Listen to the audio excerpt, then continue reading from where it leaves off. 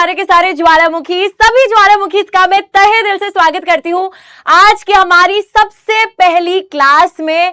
तो I hope कि ज्वालामुखी अपनी जो फायर है, अपना जो लावा है, वो आज लेकर आए हैं इस क्लास में। और आज की इस क्लास में हम लोग उड़ान भरने को बिल्कुल तैयार हैं। तो बच्चों बताइए मुझे, कैसे हैं आप सारे के सारे लोग? मेरे छोटे छोटे से क्लास 9th के बच्चे क्लास 10th में आ गए हैं। How are you guys feeling? Class 10th का सिलेबस तो देख ही लिया होगा, बहुत सी अभी क्लासेस भी तुमने हाल फिलहाल में अटेंड करी है। तो मजा आ रहा है या कैसा लग रहा है, मुझे जरूर बताइएगा। How are you guys doing? जल्दी जल्दी से बच्चों मुझे बताइए, क्लास को ज्वाइन कर लीजिए। आज हम लोग सबसे पहला चैप्टर जो हमारे क्लास 10th हिस्ट्री का है, the rise of nationalism in Europe, इसको पढ़ने वाले हैं, इसकी शुरुआत करने वाले हैं। Okay okay, yes, I can see a lot of volcanoes in the class. My little cute volcanoes are here. Yes. All right. तो बच्चों आज की क्लास काफी ज्यादा मजेदार होने वाली है, बिल्कुल एक कहानी की तरह हम लोग हिस्ट्री को समझेंगे। अभी तक अगर तुम्हें ये लगता है, पहला डाउट, मैम हमें तो एसएसटी समझ ही नहीं आती। दूसरा डाउट, समझ तो आती है पर आंसर नहीं लिख पाते। तीसरा डाउट, एसएसटी समझ तो आ जाती है, लर्न भी कर लेते हैं, लेकिन फिर भूल जाते हैं। तो सारे बच्चे जो ये 3 कैटेगरीज में आते हैं, उन तीनों कैटेगरीज के बच्चों का मैं स्वागत करती हूं क्लास में। और बच्चों ये जो तुम्हारे तीनों डाउट्स हैं, तीनों दिक्कतें हैं, इनको मैं सॉल्व करके जाऊंगी। तुम्हारे जितने भी दुख तकलीफें हैं ना, मैं यहां से ऐसे पकड़ के ऐसे खींच के ले जाऊंगी। तो टेंशन बिल्कुल लेने की बात नहीं है, क्योंकि अब होना नहीं है दुखी, क्योंकि आ गई है मैम ज्वालामुखी। तो यार जल्दी से यहां पर सारे बच्चों का जो जोश है ना, मुझे दिखना चाहिए। जितना जोश आज मेरे में है, उतने से भी ज्यादा जोश तुम्हारे अंदर मुझे दिखना चाहिए, ताकि हम लोग आज की क्लास की शुरुआत कर सके। और आज बहुत ही कुछ क्रेजी भी होने वाला है क्लास में। क्या क्रेजी होने वाला है वो तो आगे चल के ही पता चलेगा, लेकिन आप लोग एक बारी मुझे बोल दो कि yes ma'am, we are definitely ready for the class. तो हम क्लास की शुरुआत करते हैं, चलिए। Okay, I can see a lot of fire, a lot of volcanoes here. बहुत बढ़िया, ठीक है, चलिए, बहुत बढ़िया। तो यार यहां पर चैप्टर है the rise of nationalism in Europe. बहुत बच्चों ने शायद इस चैप्टर का नाम जरूर सुना होगा। और एक और चीज है यार, कि इस चैप्टर को पढ़ने से पहले एक बहुत इंपॉर्टेंट अनाउंसमेंट मेरे को ना अभी कॉल आया था, तो मैं आपको बता देती हूं कि जितने भी हमारे बच्चे बनारस से हैं, वाराणसी से हैं, उन सभी बच्चों को शायद ये खबर है कि कल हम लोग आपके शहर बनारस आने वाले हैं। एक बहुत बड़ा मीटअप होने वाला है वहां पर। तो आप बच्चे अगर उस मीटअप का पार्ट बनना चाहते हैं, अगर अपने फैकल्टीज से मिलना चाहते हैं, तो हमारे डिस्क्रिप्शन में एक फॉर्म है बच्चों, उस फॉर्म को भर देना, ठीक है। और फिर कल मैं अभी उड़ान एक उड़ान भर रही हूं, और उसके बाद एक और उड़ान भर के मैं बनारस भी आने वाली हूं, और आप सभी से मिलने वाली हूं। नॉट जस्ट मी, आपके सारे जो फैकल्टीज है उड़ान के, वो सभी आपसे मिलने के लिए आ रहे हैं। तो यार जितने भी हमारे बनारस के बच्चे हैं जो हमसे मिलना चाहते हैं, उस फॉर्म को भर दीजिएगा, ठीक है। लोकेशन वगैरह भी हमने आपको बता ही रखी है, तो जरूर आपसे कल मिलेंगे। ओके, चलिए तो शुरुआत करते हैं आज की हमारी इस क्लास की। यहां पर बच्चों अगर मैं बात करती हूं the rise of nationalism in Europe की, तो यार यहां पर आगे चलते हैं इस चैप्टर में। चैप्टर में आगे क्या ही चलेंगे, आज तो पहली ही क्लास है तो आगे तो चलना ही पड़ेगा। यहां पर बच्चों हम लोग जिस टॉपिक को पढ़ने वाले हैं, तो सबसे पहले एक मेजर थीम इस चैप्टर की जो है, किस बेसिस पे इस चैप्टर का नाम रखा गया है rise of nationalism in Europe, वो बताऊंगी। किस तरीके से ये नेशनलिज्म की जो भावना है वो यूरोप के अंदर आती है, लोगों के अंदर आती है वहां के, वो बताऊंगी। उसके बाद जो सबसे मेजर और सबसे पहला टॉपिक है, जिसमें हर साल बोर्ड एग्जाम पे क्वेश्चन बनता ही बनता है, क्या टॉपिक है वो? French revolution and the idea of a nation. यहां पे 2 टॉपिक आते हैं, कलेक्टिव आइडेंटिटी वाला और नेपोलियनिक कोड वाला। दोनों टॉपिक पे हर साल सवाल बनता है। तो ये तो बिल्कुल बड़ी प्यारी सी बात है कि ये हम पढ़ने वाले हैं और अच्छे से कंप्लीट करने वाले हैं। हाँ जी, सारे के सारे क्वेश्चंस भी बच्चों मैं आपको आज की इस क्लास में बताऊंगी। जितने पॉसिबल क्वेश्चंस है, 1 मार्कर, 3 मार्कर, 5 मार्कर, हर एक क्वेश्चन भी मैं लेकर आई हूं। बीच में बहुत सारी मस्ती भी हम लोग करेंगे, ठीक है। उसी के साथ टॉपिक को भी समझेंगे, माइंड मैप्स भी लेकर आई हूं। तो बेसिकली सुन लो, ठीक है, किस तरीके से हम पढ़ने वाले हैं। टॉपिक पढ़ेंगे, टॉपिक से रिलेटेड एमसीक्यूज करेंगे, उसके बाद हम लोग टॉपिक का माइंड मैप देखेंगे, उसके बाद एंड में क्लास के हम लोग सब्जेक्टिव क्वेश्चंस भी करेंगे। तो ये हमारा पूरा फ्लो रहने वाला है, कोई भी चीज रहनी नहीं चाहिए, छूटनी नहीं चाहिए हमसे। तो इसलिए ये पूरा फ्लो हम बरकरार रखेंगे और जल्दी से क्लास को स्टार्ट करेंगे। यार यहां पर नाम में ही चैप्टर क्या आया है, नेशनलिज्म। नेशनलिज्म यानी कि बात तो की जा रही है देश से रिलेटेड। आप सभी को पता है बच्चों, नेशनलिज्म में नेशन शब्द आ जाता है और इज्म भी आ जाता है। इज्म का मतलब है कि ये एक विचारधारा है, ये एक आइडियोलॉजी है, लेकिन किस तरीके की आइडियोलॉजी है, हमारे देश से जुड़ी हुई आइडियोलॉजी है। हम लोग क्या है, चलिए जोर से बोलिए बच्चों, अपने घर में बैठे हो मेरे को पता है, लेकिन जोर से बोलना कि वी ऑल आर इंडियंस। हम लोग भारतवासी हैं, हम लोग भारत देश में रहने वाले लोग हैं। हम सबके बीच में, चाहे बच्चों कोई यहां पर कश्मीर से हो, चाहे कोई कन्याकुमारी से हो, चाहे कोई हमारे नॉर्थ ईस्ट से हो, चाहे कोई हमारे बिहार से है, यूपी से है, पंजाब से है, गुजरात से है, हम सभी लोगों के बीच में एक चीज तो कॉमन है और वो है ये देश, वो है ये नेशन। हम सभी लोग बच्चों सबसे पहले बोलते हैं कि हम लोग इंडियंस हैं, वी आर इंडियंस। जब इंडिया मैच खेल रही होती है तो हम लोगों की आवाज क्या रहती है, इंडिया इंडिया। हम पूरे टाइम ऐसे ही चेयर करते रहते हैं। जब बच्चों हम लोग कहीं फॉरेन कंट्री में जाते हैं, जैसे आप लोगों को पता होगा अभी आपकी मैम रिसेंटली एक फॉरेन कंट्री होकर आई थी, वहां पे लोग पता है इतने उससे बताते हैं कि ये रहा इंडियन रेस्टोरेंट, यहाँ पे बहुत टेस्टी खाना मिलता है। तो जब भी आप किसी फॉरेन देश में जाकर सुनते हो इंडियंस को, या तो देख लेते हो, इंडियन रेस्टोरेंट में खाना खा लेते हो, या इंडिया के बारे में कुछ भी एक अच्छी सी बात सुन लेते हो, आपके अंदर वो अपने देश को लेकर जो देश के प्रति गर्व की फीलिंग है ना, वो आ जाती है।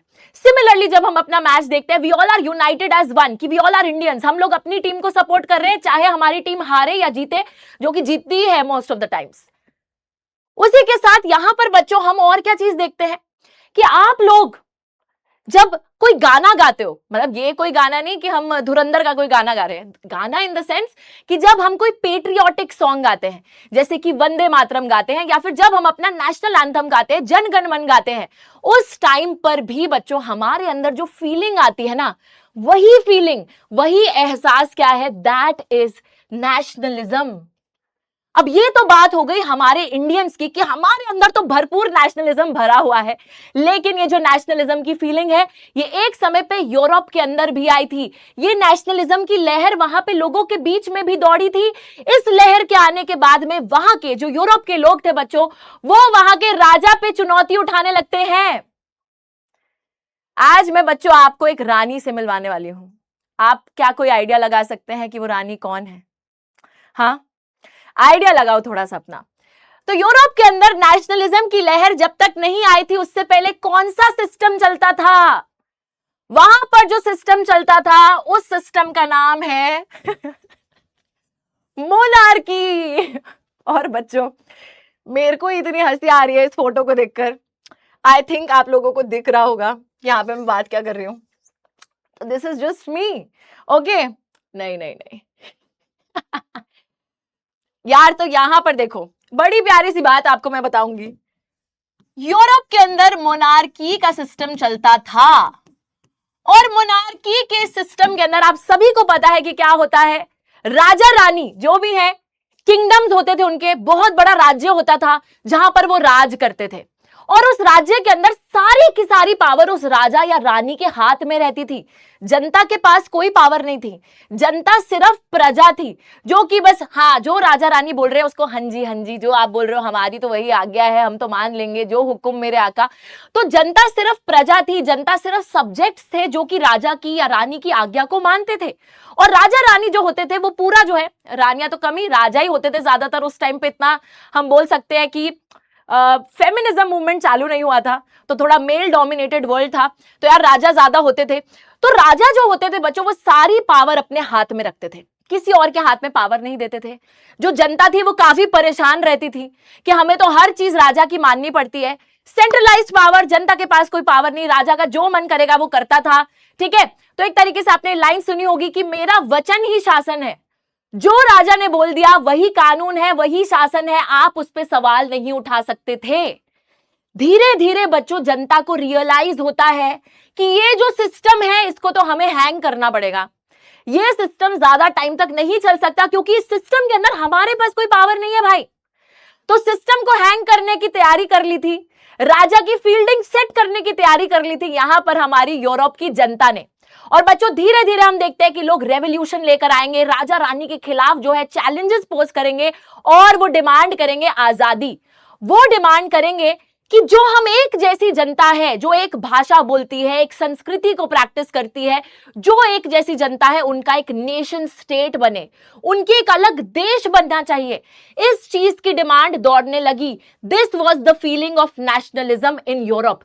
यूरोप के अंदर नेशनलिज्म की फीलिंग जब लोगों में आती है तो लोग मोनार्की पे सवाल उठाने लगते हैं, लोग राजा रानी के खिलाफ जाने लगते हैं, उनके रूल के खिलाफ जाने लगते हैं और वो अपने नेशन स्टेट को बनाने की बात करते हैं।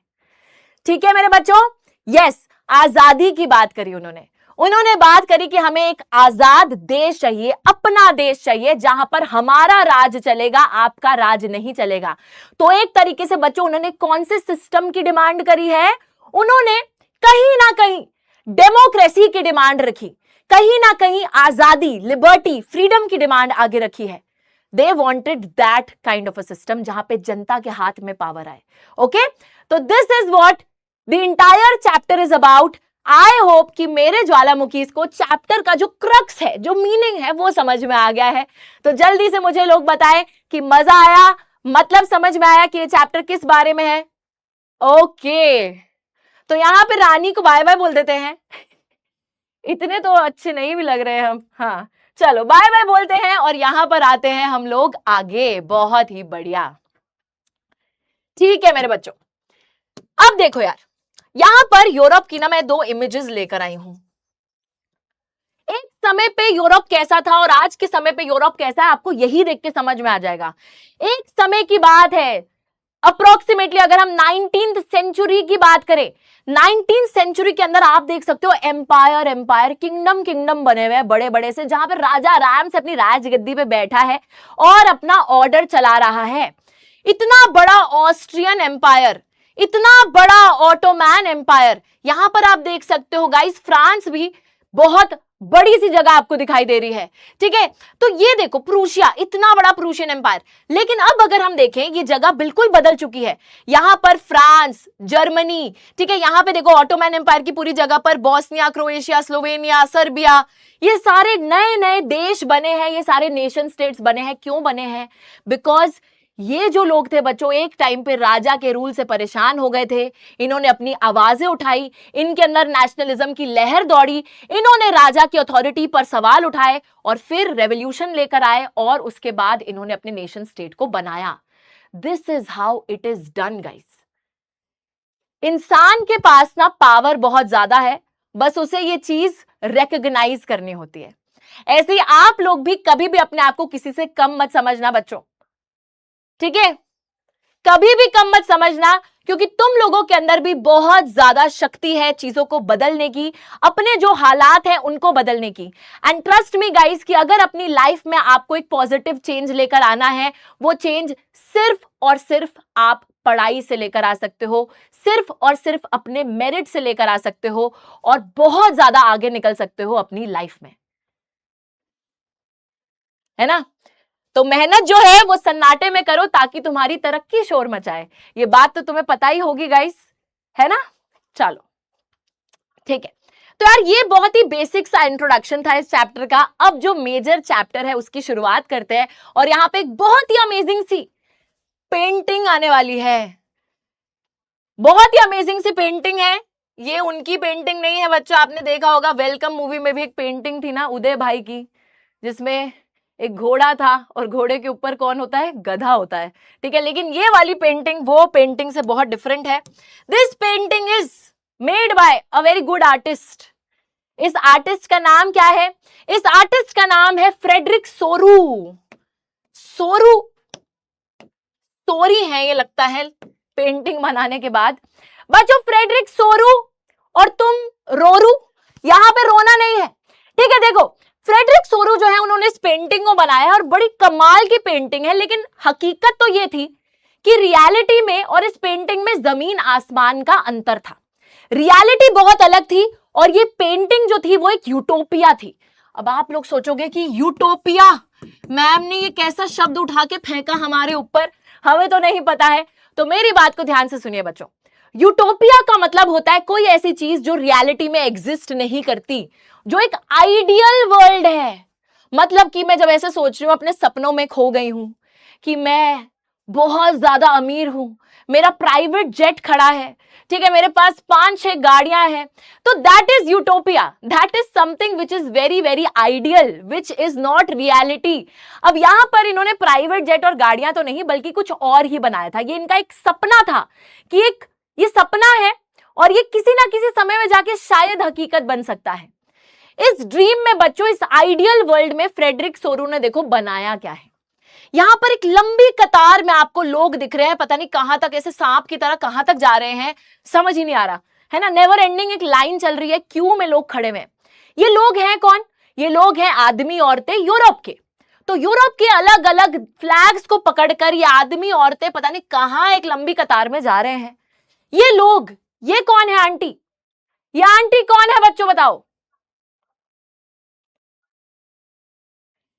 ये आंटी है हमारी लिबर्टी आंटी। लिबर्टी आंटी मतलब स्टैच्यू ऑफ लिबर्टी। बच्चों जो एक तरीके से लिबर्टी आइडिया होता है ना आजादी का, उस आजादी के आइडिया को ये फीमेल फिगर रिप्रेजेंट कर रही है कि मैं लिबर्टी हूं। स्टैच्यू ऑफ लिबर्टी के आसपास ये मंडरा क्यों रहे हैं लोग? ये बेसिकली मंडरा नहीं रहे हैं, ये स्टैच्यू ऑफ लिबर्टी को होमेज पे कर रहे हैं, रिस्पेक्ट अदा कर रहे हैं। और ये जो कंट्रीज है एक एक करके स्टैच्यू ऑफ लिबर्टी के आगे से गुजर रही हैं। 2 देश ऐसे हैं जो लिबर्टी के आगे चले गए हैं। क्यों? क्योंकि बच्चों वो देश ऑलरेडी आजाद हो चुके थे उस टाइम पे। वो 2 देश कौन से हैं? यूएसए और स्विट्जरलैंड। तो यूएसए स्विट्जरलैंड याद रखना, ठीक है। जब भी ये पिक्चर तुम्हारे सपनों में भी आ जाए ना, तो तुम्हें पता होना चाहिए कि इस पिक्चर में है क्या। यूएसए स्विट्जरलैंड 2 देश ऐसे थे जो उस टाइम पे क्योंकि आजाद हो गए थे, उनको लिबर्टी ऑलरेडी मिल गई थी, तो वो लिबर्टी जी के आगे निकल गए। बाकी जो देश लिबर्टी की राह में चल रहे हैं उनको आजादी चाहिए, तो वो इस कतार में खड़े हैं। स्टैच्यू ऑफ लिबर्टी के हाथ में, एक हाथ में, मेरे तो हाथ में पेन है, उनके हाथ में है torch of enlightenment. Torch of enlightenment का मतलब है बच्चों कि वो इसके थ्रू लोगों को ज्ञान प्रोवाइड कर रही है ना, एनलाइटन कर रही है कि हाँ तुम्हें आजादी हासिल करनी है। और दूसरे हाथ में है charter of the rights of man, यानी कि अधिकार दे रखे हैं, मानव अधिकार। तो देखो सिंपल सी बात है यार, यहां पर सारी उस टाइम पे जितने भी यूरोप के लोग थे वो आजादी चाहते थे। वो चाहते थे एक ऐसा देश बनाना जहां उनके पास अधिकार हो, उनके पास राइट्स हो। लिबर्टी चाहते थे, राइट्स चाहते थे। वो एनलाइटन हो चुके थे, उनको जो है नॉलेज प्राप्त हो चुकी थी, उन्हें पता था कि हमारे लिए सही क्या है गलत क्या है। तो वही चीज ये स्टैच्यू ऑफ लिबर्टी डिपिक्ट कर रही है। उसी के साथ ऊपर देखो, ये ऊपर में है ना फाइनल बॉस, फाइनल लीडर कौन है यहाँ पे? यहाँ पे है बच्चों क्रिश्चियन धर्म के जीसस क्राइस्ट, और जीसस क्राइस्ट के साथ है बहुत सारे सेंट्स एंड एंजल्स। मतलब ये भगवान ऊपर से क्या कर रहे हैं? आशीर्वाद दे रहे हैं जनता को, और ये डिपिक्ट कर रहे हैं सॉलिडारिटी, यानी कि भाईचारा। मतलब कि एक तरीके से बताया जा रहा है कि भगवान भी जनता को अपना आशीर्वाद दे रहे हैं कि जाओ पुत्र, जाओ आजादी प्राप्त करो। और एक तरीके से लोगों के बीच में जो सॉलिडारिटी है उसको डिपिक्ट कर रहे हैं, फ्रेटर्निटी को दर्शा रहे हैं, भाईचारे को दर्शा रहे हैं। ओके, तो बच्चों जिंदगी में भाईचारा होना भी बहुत ज्यादा जरूरी है। कभी भी अपने जो बहुत हम बोल सकते हैं क्लोज फ्रेंड्स हैं उनका साथ कभी भी मत छोड़ना, है ना। तो ये भाईचारे को डिपिक्ट करने के लिए यहाँ खड़े हैं। हमेशा जीसस क्राइस्ट को जब आप देखो, सेंट्स एंजल्स को देखो, तो भाईचारा आपके दिमाग में आना चाहिए। और नीचे क्या है? ये कूड़ा नहीं है बच्चों, नीचे जो है टूटे फूटे क्राउन पड़े हैं। क्राउन को नीचे क्यों फेंक दिया भाई? एक तरीके से ये दर्शाया जा रहा है कि जो एब्सोल्यूट रूल चलता था राजा का, जहां राजा बिना किसी रिस्ट्रिक्शन के शासन करता था, अब उस मोनार्की के शासन को, उस एब्सोल्यूट रूल को लोगों ने तोड़ दिया है, फेंक दिया है नीचे, एंड लोग आजादी की राह में बढ़ रहे हैं। भगवान भी आशीर्वाद दे रहे हैं, भाईचारे को डिपिक्ट कर रहे हैं जनता के बीच में। और यही जो है चीज ये पिक्चर डिपिक्ट कर रही है। ये पिक्चर है बच्चों, इस पे बहुत बारी मल्टीपल चॉइस क्वेश्चन आ जाता है, पिक्चर बनी हुई आ जाती है, आपको लिखना होता है। तो यार very very simple. I hope कि ये जो फ्रेडरिक सोरू ने अपना आइडियल वर्ल्ड बनाया है, वो आइडियल वर्ल्ड आप लोगों को समझ में आया है। क्या बोलते हैं? यूटोपिया। ठीक है, ये यूटोपिया आप लोगों को समझ में आया होगा। अब चलते हैं आगे। ठीक है मेरे बच्चे, भाईचारा ऑन टॉप, बिल्कुल सही। चलो अब बच्चों अगर हम इन सिंबल्स को फिर से डिकोड करें, क्योंकि अभी सवाल आने वाले हैं तो उससे पहले डिकोड कर ही लेते हैं। तो ये जो हमारी स्टैच्यू ऑफ लिबर्टी है, राइट्स पकड़ के खड़ी है, टॉर्च ऑफ एनलाइटनमेंट लेके खड़ी है। तो यही बताया जा रहा है, टॉर्च ऑफ एनलाइटनमेंट एक हाथ में है, rights charter of the rights of man, मानव अधिकार और लोगों को ज्ञान प्राप्ति दे रही है। आगे यहाँ पे देखो तो नीचे जो है ना क्राउन वगैरह टूटे फूटे पड़े हैं। इसका ये मतलब है कि these are the shattered remains. Shattered क्या होता है? जो चीज टूटी फूटी है, रिमेन्स जो बच गई, टूटे फूटे बचे हुए जो टुकड़े हैं मोनार्की के, वो यहाँ पे नीचे पड़े हैं ऑन द ग्राउंड। इसका मतलब है कि ये जो है मोनार्की को लोग डिस्ट्रक्ट करना चाहते हैं, उसको बिल्कुल तबाह करना चाहते हैं, गिराना चाहते हैं। मोनार्की हटेगी तभी तो नेशन स्टेट बनेगा, मोनार्की हटेगी तभी तो लोगों को अपने अधिकार मिलेंगे, तभी तो लोग अपनी सरकारें बना पाएंगे। तो वही यहाँ पे नीचे वो पड़ा है। साथ ही में फ्रॉम द हेवेंस अबव, आसमान के दृश्य को अगर हम ढंग से देखें तो हमें भाईचारा दिखेगा। यहाँ पर हम देख रहे हैं होली फिगर्स, क्रिश्चियन रिलीजन के जीसस क्राइस्ट जो उनके भगवान है बच्चों, वो यहाँ पे बने हुए सेंट्स एंजल्स के साथ में, एंड दे सिंबलाइज फ्रेटर्निटी। अलग अलग देशों के बीच में जो भाईचारा है वो बरकरार रहे, ये चीज डिपिक्ट कर रहे हैं। भगवान ऊपर से अपना आशीर्वाद भी दे रहे हैं सभी को। ठीक है, चलो अब ये तो पिक्चर बिल्कुल क्लियर हो गई। एक और चीज यहाँ पे याद रखना कि ये 1848 में इन्होंने प्रिंट प्रिपेयर करा था। अब जरा आ जाते हैं और कुछ क्वेश्चंस को भी हम लोग अटेम्प्ट कर लेते हैं। चलिए बच्चों, मोनार्की के खिलाफ जनता तो जा रही है, लेकिन तुम फटाफट से आ जाओ आंसर देने के लिए। यहाँ पे क्वेश्चन क्या है? Let's see who was Frederic Sorrieu? Frederic Sorrieu कौन थे मेरे बच्चे? A political leader, a French artist, a revolutionary soldier या फिर a philosopher? Who was Frederic Sorrieu? जल्दी से बताएंगे सभी लोग। चलो चलो चलो फटाफट से, कौन थे फ्रेडरिक सोरू? जल्दी से सभी लोग बताएंगे, फटाफट से बताएंगे।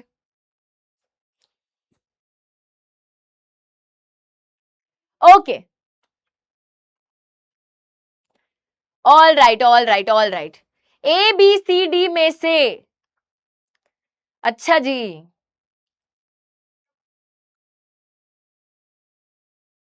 क्या है आंसर बच्चों? टाइम खत्म हो गया। बच्चों ये एक फ्रेंच आर्टिस्ट थे। ठीक है, फ्रांस को बिलोंग करने वाले एक आर्टिस्ट थे, कलाकार थे, जिन्होंने ऐसी कलाकृति करी थी अपनी। हमने इनकी पेंटिंग को भी देखा है, ऑप्शन भी बिल्कुल करेक्ट है। चलो बहुत ही बढ़िया। Next question, which document is shown is in the hand of liberty? कौन सा वो दस्तावेज है, कौन सा वो डॉक्यूमेंट है जो कि स्टैच्यू ऑफ लिबर्टी ने अपने हाथ में पकड़ रखा था, जिसको होमेज पे करते हुए सारे देश आगे निकल रहे थे? What was that document? जल्दी से बताएंगे फटाफट से। अभी लीडर बोर्ड भी दिखा दूंगी गाइस, दिखाऊंगी लीडर बोर्ड। यूटोपिया का मतलब होता है मेरे बच्चे एक आइडियल वर्ल्ड, जो असल में उस समय पे एग्जिस्ट नहीं करता था। फ्रेडरिक सोरू ऐसा सोच रहे थे कि एक आइडियल वर्ल्ड मतलब हाउ इट शुड बी, कैसी चीजें होनी चाहिए, वैसी दुनिया वो बना रहे थे कि ऐसा देश होना चाहिए, मतलब ऐसी दुनिया होनी चाहिए जहां पे अलग अलग कंट्रीज एग्जिस्ट करें, जहां मोनार्की का खात्मा हो गया हो और जहां भगवान भी इस चीज को जो है आशीर्वाद दे रहे हो। तो इस तरीके से उन्होंने एक आइडियल वर्ल्ड, एक यूटोपियन वर्ल्ड क्रिएट करा था। ठीक है, okay. Charter of the rights of man यहाँ पे बिल्कुल करेक्ट ऑप्शन है गाइस, ऑप्शन सी बिल्कुल करेक्ट है। चलो जी, बहुत बढ़िया, जो कि बच्चों ने गलत जवाब दे दिया। कॉन्स्टिट्यूशन ऑफ फ्रांस क्यों पकड़ के खड़ी होंगी वो बताना जरा। कॉन्स्टिट्यूशन ऑफ फ्रांस क्यों पकड़ के खड़ी होंगी वो, बताओ मुझे। ये कैसा आंसर है? चलो next, what do the shattered symbols in the foreground represent? बच्चों क्वेश्चन को ढंग से समझो। नीचे जो टूटे फूटे टुकड़े पड़े हुए हैं किसके? मोनार्की के। एक तरीके से जो क्राउन पड़ा हुआ है वो क्या सिंबलाइज करते हैं? किस चीज को सिंबलाइज करते हैं, क्या दर्शाते हैं? मैम टॉपर कि आप टॉपर?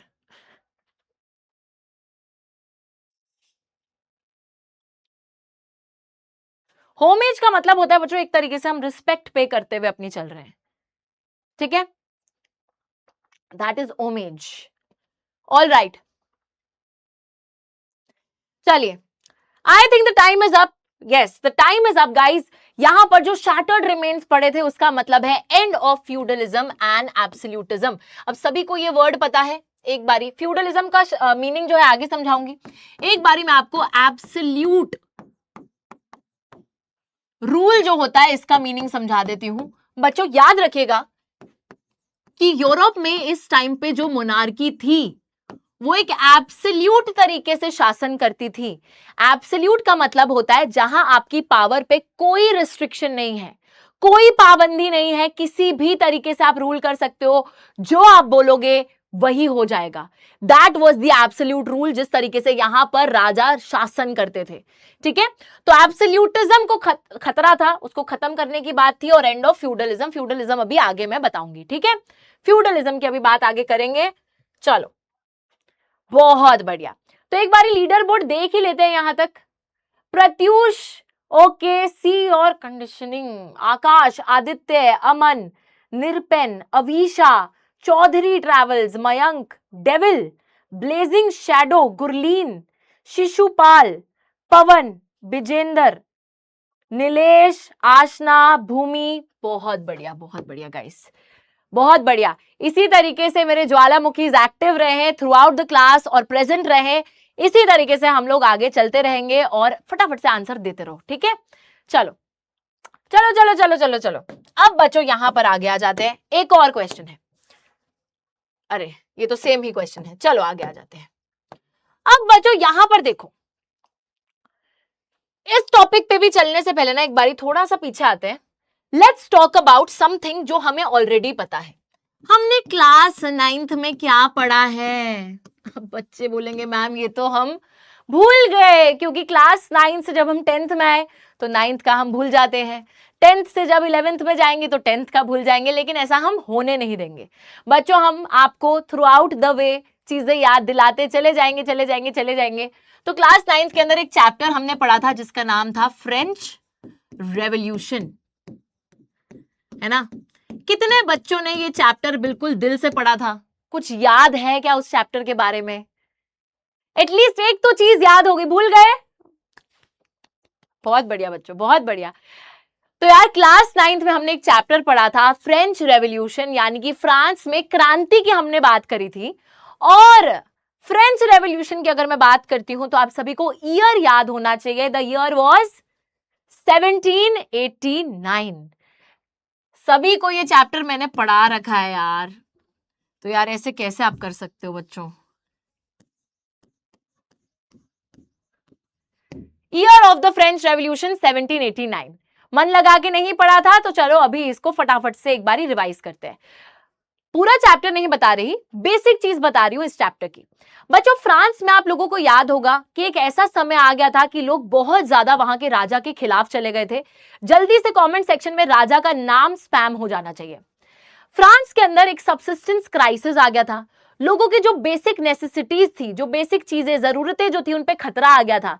स्ट्रगल टू सरवाइव हो गए, वैसी सिचुएशन हो गई थी, जो बेसिक नीड्स थी उनकी पूरी नहीं हो पा रही थी, खाने को खाना नहीं था, लोग मर रहे थे, फूड राइट्स हो रहे थे, ये सारी दिक्कतें आ रही थी।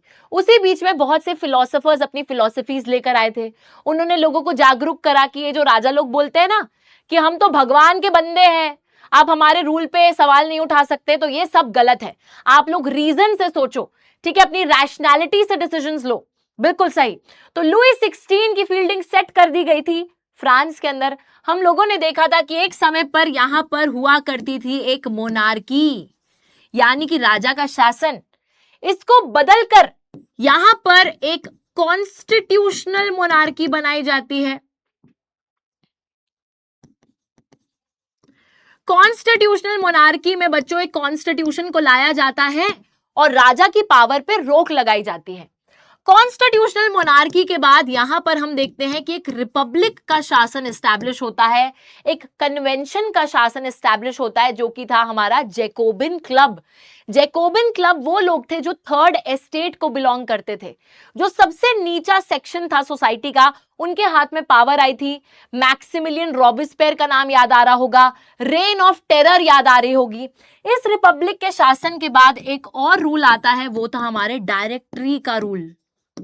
हाँ, कुछ याद आया, कुछ कुछ याद आ रहा है, हल्का सा हमें जो है ना, हल्का हल्का हमारे दिमाग में जो है ना चीजें एकदम से, हाँ ऐसा कुछ पढ़ा तो था, कुछ तो याद है। इसके बाद बच्चों डायरेक्टरी का शासन आया था। डायरेक्टरी आपको याद होगा एक 5 मेंबर एग्जीक्यूटिव बॉडी थी, जो कि ज्यादा समय तक टिक नहीं पाई थी। और फिर उसके बाद लास्ट में यहां पर हमने देखा था एक मिलिट्री डिक्टेटर पावर को हथिया लेते हैं। कौन थे ये? इनकी जो बात है ना अभी होगी, ठीक है, इनकी बात अभी होगी। तो यार यहां पर ये पूरा सिनेरियो हमने क्लास 9th में पढ़ा था। राजा से कॉन्स्टिट्यूशनल मोनार्की, कॉन्स्टिट्यूशनल मोनार्की से कन्वेंशन, यानी कि हमारी जो रिपब्लिक बना था फ्रांस, उसके बाद में डायरेक्टरी और उसके बाद में डिक्टेटर। तो ये जो चीजें हैं ना बच्चों, हमने क्लास 9th में ऑलरेडी पढ़ रखी हैं। लेकिन याद करो यार कि फ्रांस में रेवोल्यूशन आया, लेकिन जो लोग थे उनके बीच में अपनापन कैसे आएगा? उनके बीच में बच्चों वो स्पिरिट कैसे आएगी कि yes we all are a part of the same country, हम सभी लोग फ्रांस के रहने वाले लोग हैं, हम सभी लोग फ्रांस को बिलोंग करते हैं। तो ये चीज कहां से आएगी मेरे बच्चे? ये चीज को बोला जाता है कलेक्टिव आइडेंटिटी, कलेक्टिव बिलोंगिंगनेस। जैसे अभी मैंने आपको बताया कि जब हम इंडिया का मैच देखते हैं, हम सबके अंदर एक अपनापन है कि भाई हम सब उस टाइम पे कुछ और नहीं है, हम सब इंडियंस हैं, वी आर इंडियंस फर्स्ट। और हम सब अपनी टीम के लिए जो है तेज तेज चिल्लाने लग जाते हैं, इंडिया इंडिया इंडिया। तो वो वाली चीज है। तो फ्रांस के लोगों के अंदर वो अपनापन, वो कलेक्टिव आइडेंटिटी कैसे लेकर आई जाएगी, उसके लिए कुछ कुछ कदम उठाए जाते हैं मेरे बच्चों। क्या क्या उठाए जाते हैं? कदम उठाए जाते हैं। तो एक कदमों को जब उठाया जाता है तो वो कदम कौन से थे? ये डायरेक्ट क्वेश्चन पूछ लिया जाता है, याद रखना। This is a direct question जो कि सीबीएसई के बोर्ड एग्जाम में हर साल पूछ लिया जाता है बच्चों। इसको बहुत ज्यादा इंपॉर्टेंट नोट कर लो, हमेशा आता है ये सवाल। सिंपली पूछ लिया जाता है कि what were the measures taken to create a collective identity among the French people, है ना। और ये आपका होमवर्क भी रहेगा, अभी एंड में ही बता देती हूँ, जो होमवर्क रहेगा ना उसमें एक सवाल ये भी है। चलिए यहां पे बच्चों सबसे पहली चीज क्या करी जाएगी? सबसे पहली चीज बोल दिया गया, जैसे हम लोग बोलते हैं भारत माता की, जल्दी से लिख दो फटाफट, भारत माता की जय। तो यहां पे बच्चों ये लोग किसकी कर रहे हैं? फ्रांस पिता की जय कर रहे हैं, क्योंकि इनकी भारत माता नहीं है, इनके फ्रांस पिता है। तो ये कह रहे हैं ले पेत्री। ला पितरी का मतलब है बच्चों यहां पर कि फ्रांस जो है हमारा फादरलैंड है, हमारी पितृभूमि है। जैसे हम बोलते हैं कि भारत माता हमारी मातृभूमि है, ये देश, वो कह रहे हैं फ्रांस हमारा पिता है, फ्रांस हमारी पितृभूमि है। दूसरी चीज बोल रहे हैं ले सिटियों। ले सिटियों का मतलब, जितने बच्चे अपने स्कूल में फ्रेंच पढ़ते हैं प्लीज गुस्सा मत करना मेरी प्रोनाउंसिएशन पे बच्चों, मुझे जो है फ्रांस नहीं आती है, फ्रेंच बोलनी मेरे को बिल्कुल नहीं आती है, तो यहाँ पे हल्की फुल्की हमारी जो है प्रोनाउंसिएशन गलत हो रही होगी। ले सिटियों का मतलब है कि सारे जितने लोग फ्रांस में रह रहे हैं, है ना, ऐसा नहीं है कि कोई मैडम है कोई सर है, सब लोग बराबर सिटीजन्स हैं फ्रांस के। तो सबसे पहली चीज जो करी गई कि सभी को भाई ये एहसास दिलाया जाए कि आप सब फ्रांस के लोग हो। तो सबसे पहले उनके मन में देश के लिए वो गर्व वाली फीलिंग लेकर आनी है कि देश हमारा पिता है, ला पेत्री, ठीक है, फ्रांस हमारा पिता है। और दूसरी चीज, जितने लोग फ्रांस के हम रह रहे हैं, हम सब इक्वल सिटीजन्स हैं, हम सब बराबर नागरिक हैं इस देश के। दूसरी चीज, पहले क्या है, राजा का शासन था, राजा का अपना एक झंडा होता था, ये वाला रॉयल स्टैंडर्ड जिसको बोलते थे। लेकिन अब भाई राजा को तो बाय बाय कर दिया। तो राजा को बाय बाय करके यहां पे बच्चों हमारे पास आ गया एक फ्रेंच फ्लैग, जो कि है एक try colour flag. Try colour का क्या मतलब है? ट्राई कलर मतलब 3 रंग का झंडा है बच्चों, ब्लू व्हाइट रेड। ये ट्राई कलर फ्लैग को इंट्रोड्यूस करा जाता है। अब आप सभी को पता है यार कि जब हम अपने देश के झंडे को देख लेते हैं, मैं जब डेली आती हूँ ना ऑफिस, मैं जब डेली क्लासेस आपकी लेने आती हूँ, रास्ते में मुझे जहां जहां पे इंडिया का फ्लैग दिखता है, मेरे को उस टाइम ही ना बिल्कुल पेट्रियोटिक फीलिंग उमड़ के आ जाती है। सिमिलरली वही एहसास वहां के लोगों को दिलाने के लिए कि जब वो लोग ताकते रहते तुझको शाम सवेरे, जब जब वो इस झंडे को देखें, तब तब उनके अंदर जो है फ्रांस के लिए वो पेट्रियोटिक फीलिंग अंदर से उमड़ के आए, बाहर निकल कर आए। ठीक है, तो ये जो तिरंगा झंडा है उन्होंने बना दिया। तीसरी चीज, regional dialects discouraged, French became the common national language. बच्चों ये इन्होंने कुछ अटपटी सी चीज करी है, कुछ अलग सी चीज करी। इन्होंने बोला कि जितने भी अलग अलग भाषाएं जो लोकल लैंग्वेजेस फ्रांस में बोली जाती थी, अब आप वो मत बोलो, सब लोगों को फ्रेंच भाषा बोलनी है। उसके थ्रू नेशनलिज्म की फीलिंग और भी ज्यादा बढ़ जाएगी। तो यहां पे इन्होंने लोगों को डिस्करेज करना चालू कर दिया, उनको बोला नहीं नहीं और कोई दूसरी भाषा नहीं बोलनी, सबको फ्रेंच लैंग्वेज एक कॉमन लैंग्वेज बोलनी है। बल्कि इंडिया में ये चीज बच्चों कभी भी नहीं होती। इंडिया में, भारत देश में जितनी भिन्नता है, जितनी डाइवर्सिटी है, उसकी रिस्पेक्ट करी जाती है। हमारी कंट्री के अंदर बच्चों जितने अलग अलग लैंग्वेजेस के लोग हैं, हम उनकी रिस्पेक्ट करते हैं और हम बोलते हैं कि सबको अपनी लैंग्वेज में बात करनी चाहिए। We never stop anyone from doing that. पर यही तो फर्क है ना फिर अपने में और फ्रांस में। तो फ्रांस के अंदर लोगों को डिस्करेज करा जा रहा था कि आप लोकल लैंग्वेजेस मत बोलो, आपसे फ्रेंच भाषा बोलो। जब सब लोग एक ही भाषा में बात करेंगे तो और भी ज्यादा कलेक्टिव आइडेंटिटी बढ़ेगी। ठीक है, चौथी चीज, ओके, चौथी चीज क्या है? Fourth thing, estates general. अभी फिर से मेरे को लगता है कि दिमाग पे थोड़ा सा जोर डालने की जरूरत है। बच्चों हल्का सा याद करो यार। एस्टेट जनरल, 9th क्लास, याद है? लुई 16 ने एक मीटिंग बुलाई थी एस्टेट जनरल की, जिसके बाद बड़ा बवाल हुआ था। उस एस्टेट जनरल की मीटिंग में तीनों एस्टेट के लोग आते थे, क्लर्जी, नोबिलिटी, थर्ड एस्टेट, सब आके वोट करते थे। लुई 16 को टैक्सेस बढ़ाने थे, वोटिंग के लिए उन्होंने बुलाया था, पर थर्ड एस्टेट नाराज होकर वहां से निकल गई थी।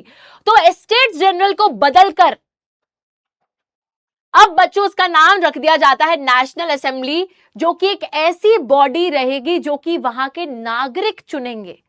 सिटीजन्स अब खुद से अपने लीडर्स को चुनेंगे, एक्टिव सिटीजन्स। अभी एक्टिव सिटीजन्स कौन है? जो डेली जिम जाते हैं?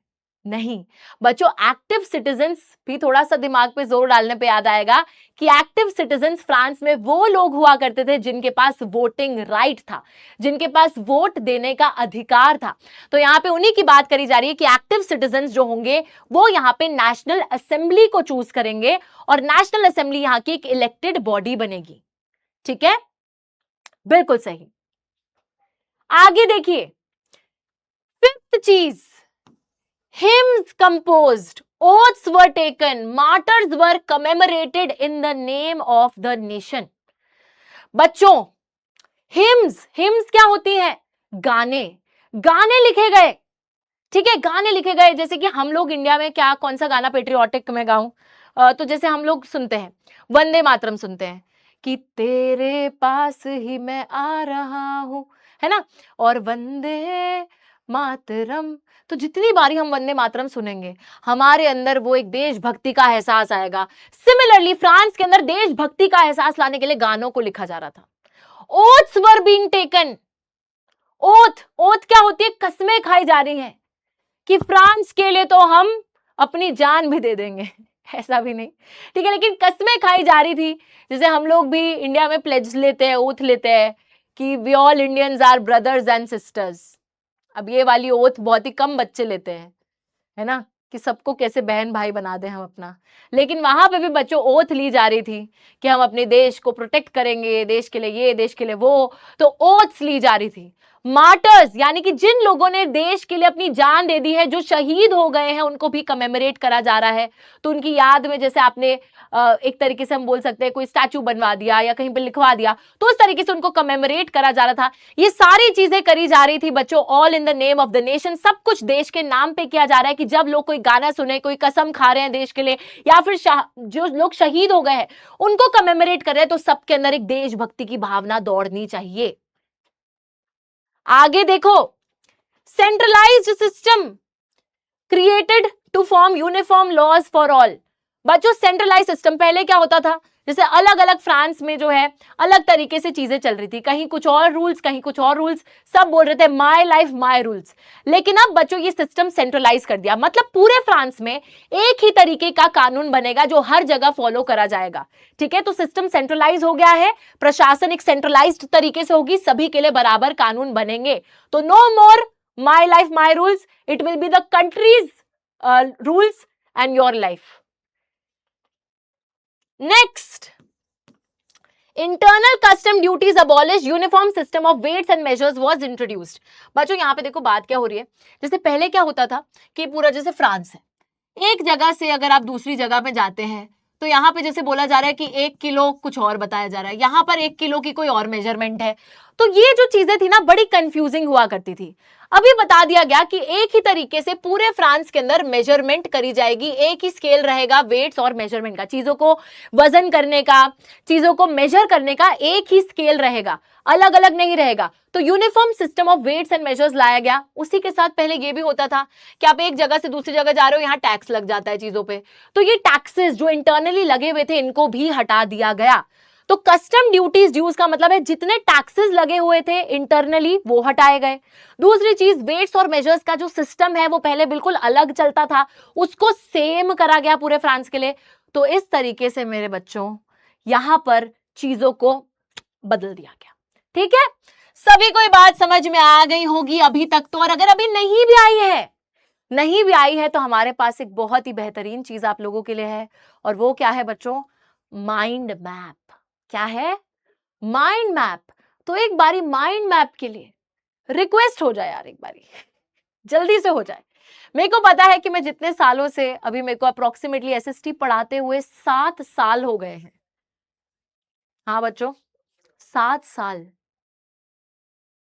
क्या मैं इसी टाइम की हूं जब यहां पे नेशनलिज्म आया था? तो नहीं, लेकिन हाँ, इट हैज बिन 7 years कि I have been teaching SST, and जो सबसे पहली क्लास मैंने पढ़ानी चालू करी थी that was class 10th, and that is the reason कि क्लास 10th को जब भी मैं पढ़ाती हूँ मेरे अंदर एक अलग खुशी रहती है, एक अलग जज्बा रहता है हमेशा, हर साल। ठीक है, और इस साल भी मैं चाहती हूँ कि हमारी क्लास 10th की जर्नी इतनी ज्यादा बेहतरीन हो, इतनी ज्यादा खूबसूरत हो कि हम सभी को बहुत मजा आए। राइट, एब्सोल्यूटिस्ट का मतलब होता है बच्चों इस तरीके से रूल करना कि आपके शासन पे कोई रुकावट ना हो, कोई रिस्ट्रिक्शन ना हो। ऑलराइट, चलो मेरे बच्चों, okay, mind map. Mind map तो है ही बच्चों, लेकिन एक बारी मैं चाहती थी कि आपके अंदर वो उत्साह आना चाहिए उस माइंड मैप के लिए। अब यार यहां पर आप इस पर्टिकुलर जब आपको स्लाइड मिलेगी तो आप इजीली स्लाइड पर आकर ये पूरा टॉपिक रिवाइज कर सकते हो, and I am telling you guys कि आपको ये पूरा आंसर 2 मिनट भी नहीं लगेंगे, लर्न हो जाएगा। मेक इट अ पॉइंट कि जब आप मैम की क्लास में आ रहे हो, आप एक ज्वालामुखी हो बच्चों, आपको जो है ना चीजें पढ़नी जो है क्लास में वो लर्न करके जानी है। कल को मैं ये नहीं चाहती कि कोई भी बच्चा बोले कि मैम हमने पढ़ तो लिया, हम लर्न नहीं कर पाए। नहीं, चीजों को उसी टाइम हम लोग लर्न करेंगे। तो ये जो बहुत ही खूबसूरत सा माइंड मैप है, हम क्या देख रहे हैं बच्चों, कलेक्टिव आइडेंटिटी फ्रांस के लोगों के बीच में कैसे क्रिएट हुई, कैसे वो लोग बोलते हैं कि हम साथ साथ हैं, अपने तो अपने होते हैं। तो ये जो 7 पॉइंट्स हैं आपको बहुत अच्छे से लर्न करने हैं। ला पेत्री मतलब फ्रांस हमारे पिता हैं, ले सिटियों मतलब हम सब फ्रांस के सिटीजन्स हैं, फ्रेंच फ्लैग का आना, नेशनल असेंबली एक इलेक्टेड बॉडी बनी थी, एक्टिव सिटीजन्स ने वोट देके बनाई थी, हिम्स ओथ्स मार्टर्स वर कमेमोरेटेड, गाने लिखे गए, कस्में खाई गई, जो शहीद थे उनको कमेमोरेट करा गया।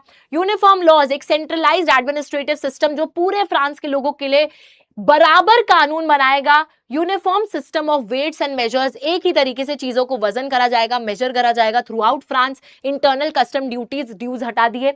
और लास्टली फ्रेंच को कॉमन लैंग्वेज बना दिया गया, रीजनल डायलेक्ट्स को हटा दिया गया। ठीक है, मजा आया इसको देखकर? ऑलराइट, तो ये जो बच्चों हमारा माइंड मैप होने वाला है ये बहुत ही अमेजिंग होने, इसका स्क्रीनशॉट लेने की आपको कोई जरूरत नहीं है बच्चों। आप सभी को पता है कि क्लास के खत्म होने के बाद में आप लोगों को ये जो पर्टिकुलर स्लाइड्स हैं ये सारी स्लाइड्स मिल जाएंगी, है कि नहीं? बिल्कुल। तो यार यहां पर ना अब एक बहुत ही बेहतरीन एंट्री होने वाली है। अभी तक फ्रांस के लोग बहुत खुश हैं, अब हम सब भाई भाई, अब हम सब के बीच में भाईचारा, कलेक्टिव आइडेंटिटी भी क्रिएट हो गई। लेकिन इस शांति को भंग करने के लिए अब यहां पर कोई आने वाला है। कौन आने वाला है? हाँ जी, कौन आने वाला है? अभी तो लेकर आएंगे, अभी एंटर करने वाला है वो व्यक्ति। उस व्यक्ति के आने से पहले यहां पर जरा देख लेते हैं मेरे बच्चों, estate general was renamed as. चलो फटाफट से क्वेश्चंस के थ्रू रिवाइज करेंगे हमारा जो भी टॉपिक हमने अभी तक पढ़ा है। एस्टेट जनरल, जहां पर बच्चों तीनों एस्टेट के लोग आया करते थे, एक समय पे मीटिंग होती थी, वोटिंग होती थी। उस एस्टेट जनरल को बदलकर अब कौन सी बॉडी फ्रांस में आ जाती है? पार्लियामेंट, नेशनल असेंबली, सेनेट या काउंसिल? जल्दी से सभी बताएंगे, फटाफट से बताएंगे। धुरंधर आने वाला है। देखते हैं अभी, कोई तो आने वाला है। कौन आने वाला है? देखो वो आ गया। हाँ चलो देखते हैं, अभी आएगा। चलो, तो यहां पे बच्चों एस्टेट जनरल का नाम बदलकर हमने रखा नेशनल असेंबली, और ये वो बॉडी थी जिसको चुना गया था एक्टिव सिटीजन द्वारा। फटाफट से मेरे बच्चे मेरे को बता दो यार, एक्टिव सिटीजन का मतलब क्या है? क्या ये लोग डेली जिम जाते थे? क्या ये लोग डेली वॉक पे जाते थे? क्या ये लोग अपने स्टेप्स काउंट करते थे कि आज हमारे 10,000 स्टेप्स कंप्लीट हो गए तो फिर वो एक्टिव सिटीजन बनते थे? Who were these people? कौन थे एक्टिव सिटीजन?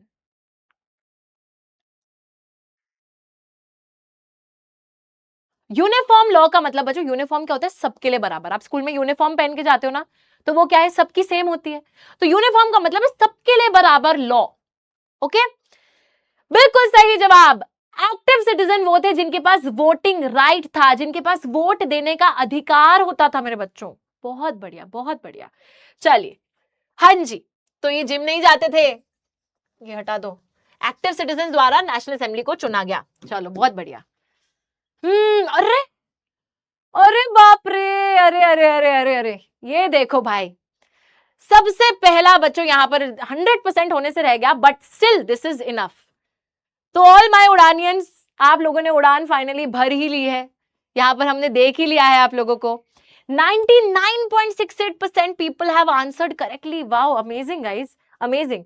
तो Neha, Manisha, my believe, my god, live for study, ये देखो भाई, लिव फॉर स्टडी, वाह यार, अमेजिंग। सुमित कुमार, सौम्या गुप्ता, अंतरिक्ष, नेहा, अमितेश, आकाश, सौम्या, अनन्या, डेविल, अक्षत, सुधांशु, शिव शंकर भगत। शिव शंकर भगत से याद आया कि हम लोग कल बनारस आ रहे हैं, है ना? याद रखिएगा बच्चों, जितने बच्चे हमसे मिलने आना चाहते हैं, again once again reminding you guys. Okay, super. Rehan, study smartly, Sangam and Aditya and Riya, बहुत बढ़िया, बहुत ही बढ़िया बच्चों, very good. I am impressed guys, I am impressed. चलो, which of the following not a reform of the French revolution? कौन सी चीज फ्रेंच रेवोल्यूशन का एक रिफॉर्म नहीं थी? नहीं थी, ध्यान से क्वेश्चन को देख लो, नहीं थी भाई, ठीक है।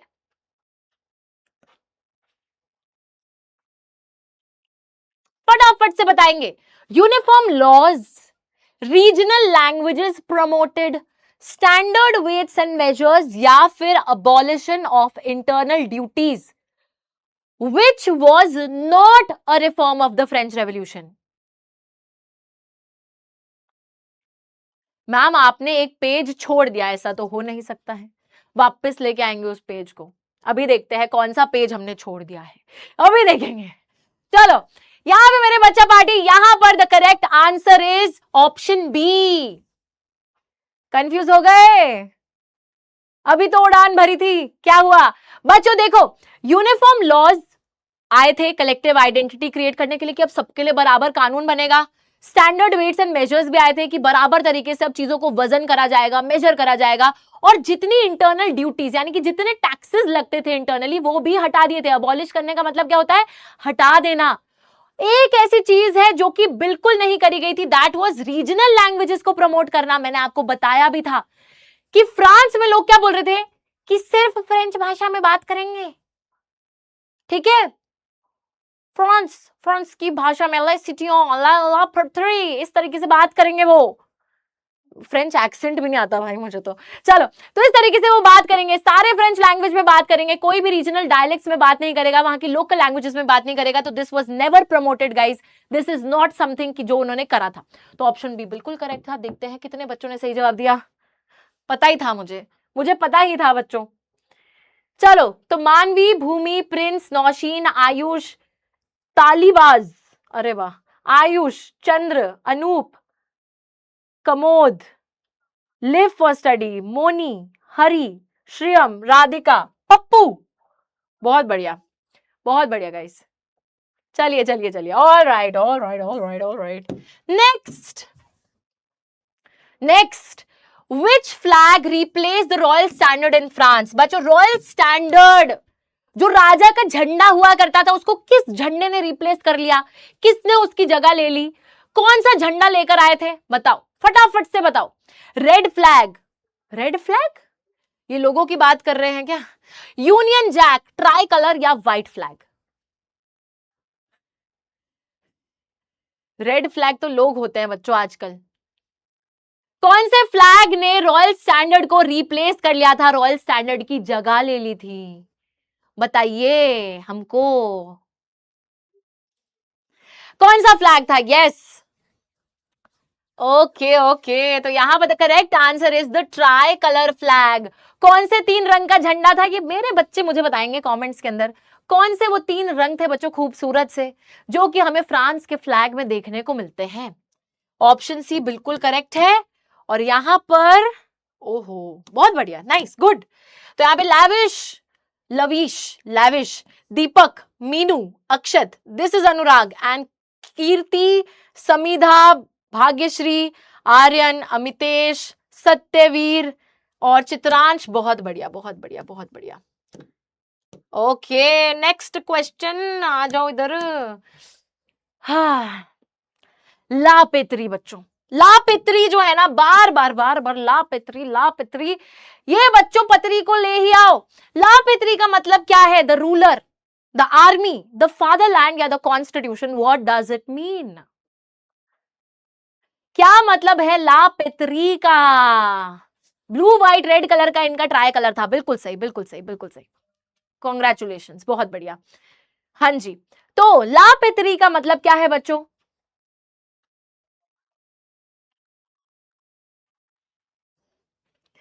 ओके, लापित्री का मतलब है द फादरलैंड, यानी कि आप जिस जगह पे रह रहे हो फ्रांस में, ये आपकी पितृभूमि है ना, ये आपके फादरलैंड है। फ्रांस पापा है हमारे, इस तरीके से जैसे हमारी भारत माता है, तो उसी तरीके से बच्चों इन्होंने फ्रांस को अपना फादरलैंड बोला।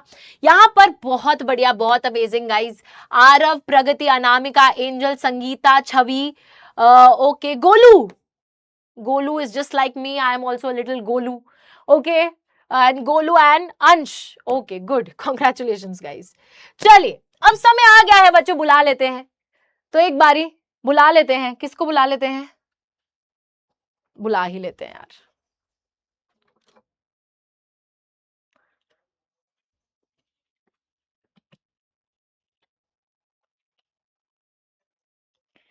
तो बच्चों, आ गया है जिसका इंतजार था हमको।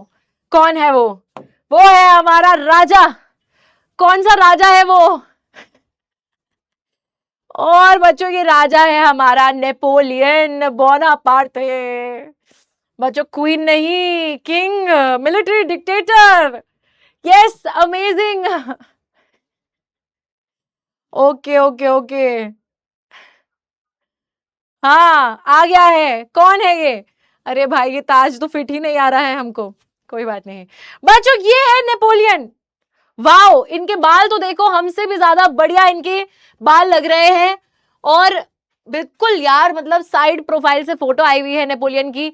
हम लोग देखते हैं गाइस, हुआ क्या है यहाँ पे। बच्चों, नेपोलियन ने क्या करा? नेपोलियन ने आके जो बची कुची डेमोक्रेसी थी फ्रांस की, उसको खत्म कर दिया गाइस। तो इस ताज को अभी हम, ये बर्गर किंग वाला नहीं है बच्चों, ठीक है? तो यस, हम इस ताज को पहनकर यहां पर आपको बताएंगे कि बच्चों अभी क्या हुआ है। फ्रांस के अंदर बहुत मेहनत से लोगों ने रेवोल्यूशन लेकर आए थे लोग, और उसके बाद उस जो थोड़ी बहुत डेमोक्रेसी फ्रांस में क्रिएट हुई थी, उसका बिल्कुल खात्मा कर दिया नेपोलियन ने। नेपोलियन वो मिलिट्री डिक्टेटर थे जो कि फ्रांस पे अब आ जाते हैं शासन करने के लिए, लेकिन फिर भी बच्चों, नेपोलियन का जो शासन है ना, उसको लोग अप्रिशिएट करते हैं। राजा को अभी तक तो लोग मार रहे थे, चैलेंज कर रहे थे। अब नेपोलियन भी तो राजा ही हैं, उनको लोग अप्रिशिएट क्यों कर रहे हैं? तो चलिए बच्चों इस चीज को समझते हैं। नेपोलियन को लोग अप्रिशिएट इसलिए करते हैं क्योंकि नेपोलियन अपने साथ लेकर आते हैं अपना नेपोलियनिक कोड, जिसको हम सिविल कोड भी बोलते हैं। अब ये राजा राजा नहीं बच्चों, अभी रुक जाते हैं, इसको एंड में पहनेंगे, ठीक है? तो चलो आ जाओ, अब टॉपिक पर आ जाते हैं। यहां पर हम लोग देखते हैं गाइस कि नेपोलियन की बात कर लेते हैं। नेपोलियन बच्चों मोनार्की का रिटर्न लेकर आ जाते हैं। यहां पर जितनी मेहनत फ्रांस के लोगों ने करी थी बच्चों, वो सारी मेहनत खराब हो गई, क्योंकि वापस मोनार्की को देखना पड़ गया फ्रांस के लोगों को। जिस चीज से दूर भाग रहे थे वहीं वापस अटक गए भाई। Back to square one. अब बच्चों यहां पर देखो नेपोलियन करते क्या है। नेपोलियन यहां पर ही डिस्ट्रॉयड डेमोक्रेसी इन फ्रांस। थोड़ी बहुत भाई वहां लोगों ने अभी सरकारें बनानी चालू करी थी, वोट देना चालू करा था, उसको खत्म कर दिया, ठीक है? उसको खत्म कर दिया किसने? नेपोलियन ने। अब बच्चों हम लोग देखते हैं, he returned the country to a monarchial system. वापस मोनार्की को ले ही आए। However, incorporated revolutionary principles in administrative field, goal was to make the system more rational and efficient. बच्चों ये भी फ्रांस का सिस्टम हैंग करने आ गए हैं, और सिर्फ फ्रांस का ही नहीं, ये जब वहां के मिलिट्री डिक्टेटर बनते हैं, तानाशाह बन जाते हैं, सारी पावर इनके पास आ गई थी, तो ये ना कोशिश ये करने लगते हैं कि फ्रांस के आसपास की जितनी जगहें हैं वहां पर मैं कब्जा करूं और वहां पर भी मैं अपना जो रूल है उसको एस्टैब्लिश करूं। तो इस तरीके से निकल पड़ते हैं। पर जब प्रशासन की बात होती है तो वहां पर इनकी तारीफ बनती है, क्योंकि एडमिनिस्ट्रेशन के फील्ड में ये चीजें जो है काफी रैशनल और एफिशिएंट बनाने की कोशिश करते हैं, बहुत सारे चेंजेस लाने की कोशिश करते हैं, जिससे कि फ्रांस के सिस्टम को बेहतर बनाने की कोशिश करते हैं। चलिए देखते हैं, मेरा बर्थडे नहीं है आज, चलो ओके।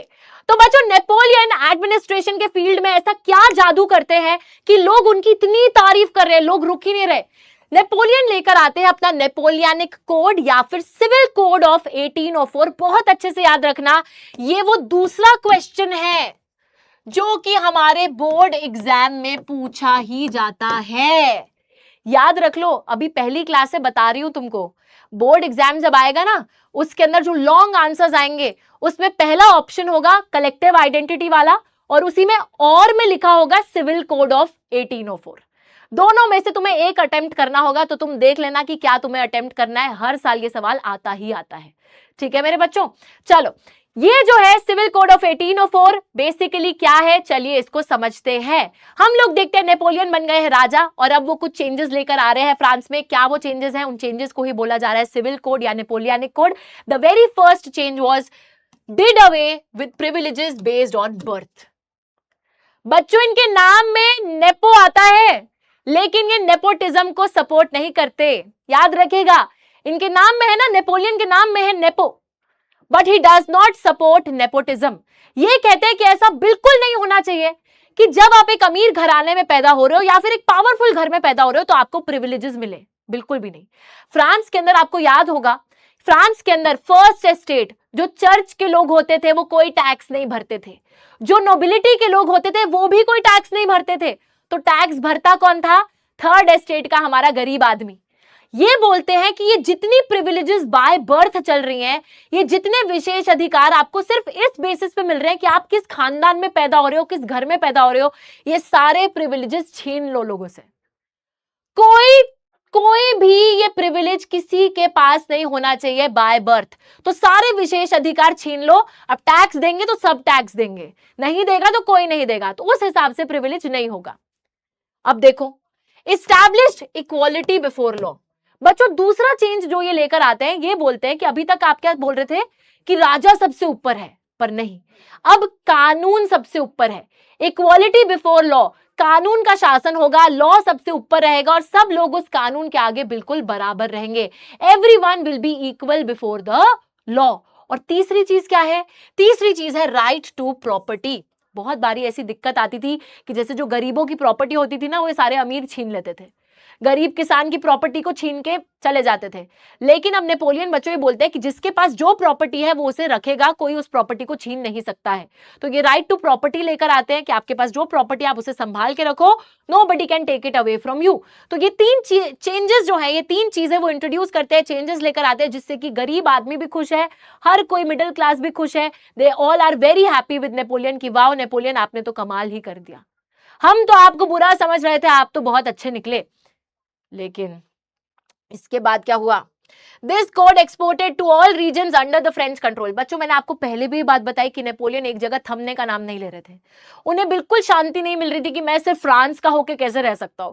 तो आजू बाजू जितनी जगहें हैं वो वहां पर जा रहे हैं कब्जा करने के लिए, टेरिटरीज जितनी गेन कर पा रहे हैं वहां पर वो घुस रहे हैं, जा रहे हैं।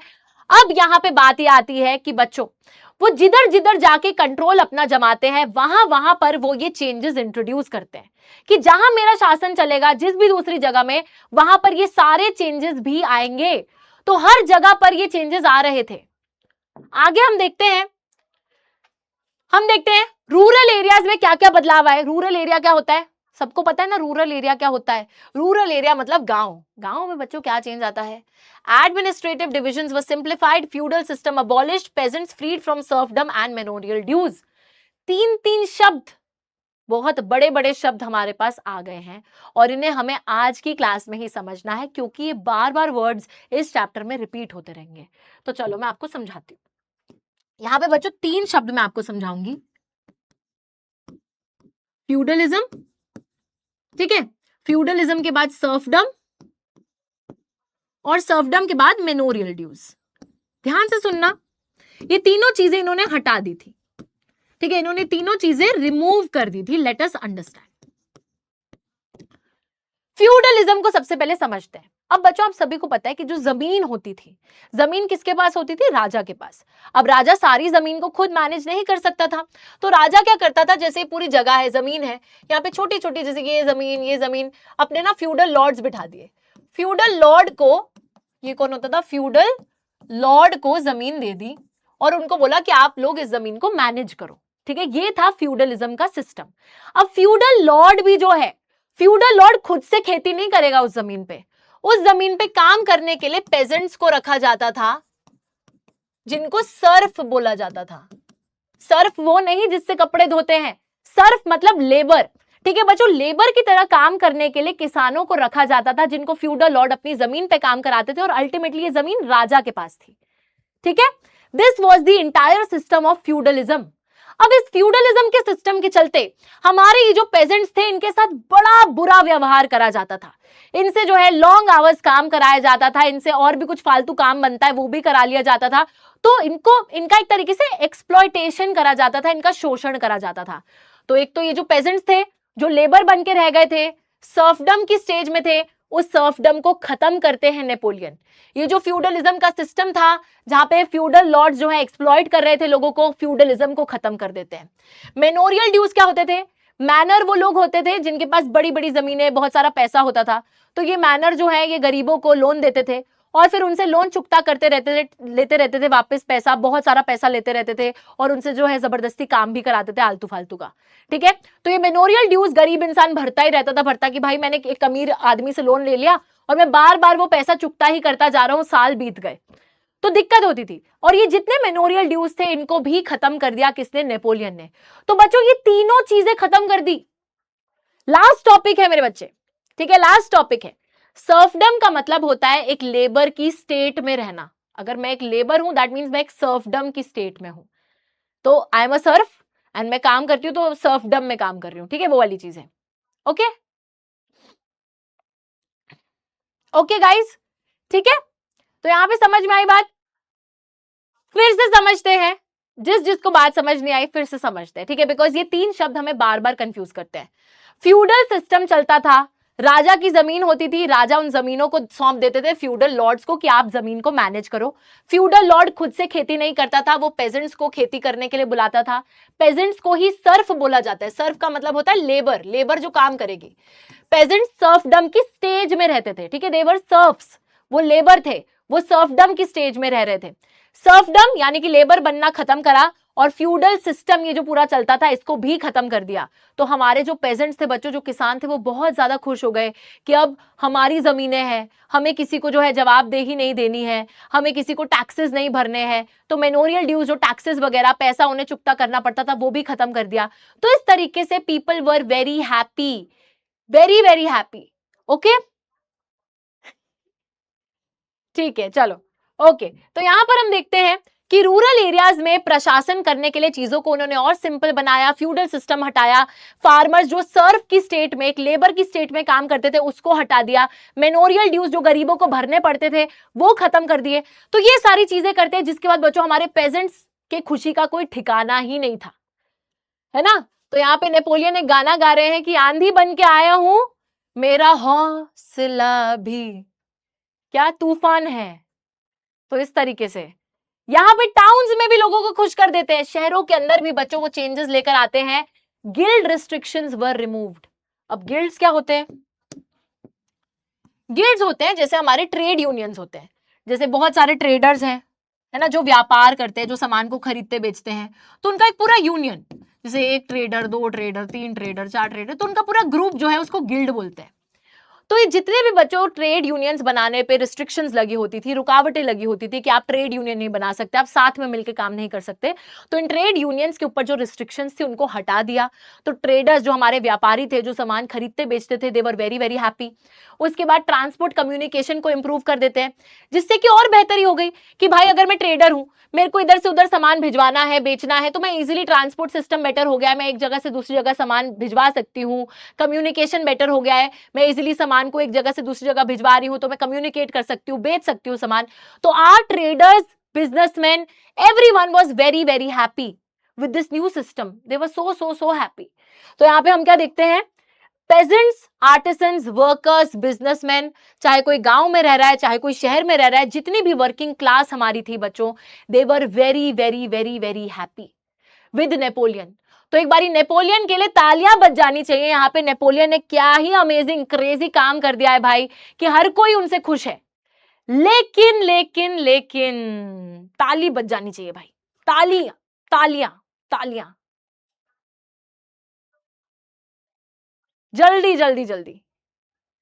ट्रेडर्स के ऊपर रिस्ट्रिक्शंस लगती थी बच्चों, उन रिस्ट्रिक्शंस को हटा दिया गया कि आप अपने ग्रुप्स बनाओ, आप साथ में मिलकर ट्रेडिंग करो, तो वो सब चीजें। हाँ, ठीक है, ठीक है भाई, यहां तक तो बात बिल्कुल ठीक है। लेकिन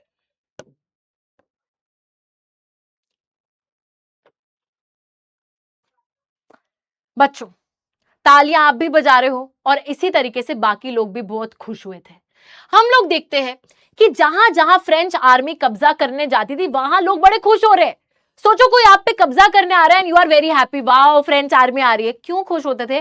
क्योंकि एवरीवन यूज्ड टू थिंक कि फ्रांस के अंदर तो रेवोल्यूशन आया है, फ्रांस के अंदर तो लोग आजाद हुए हैं, तो शायद ये जो आर्मी हमारे कंट्री में भी आ रही है, हमारी जगह पे भी आ रही है, ये हमें भी आजादी दिलवाने आ रहे हैं।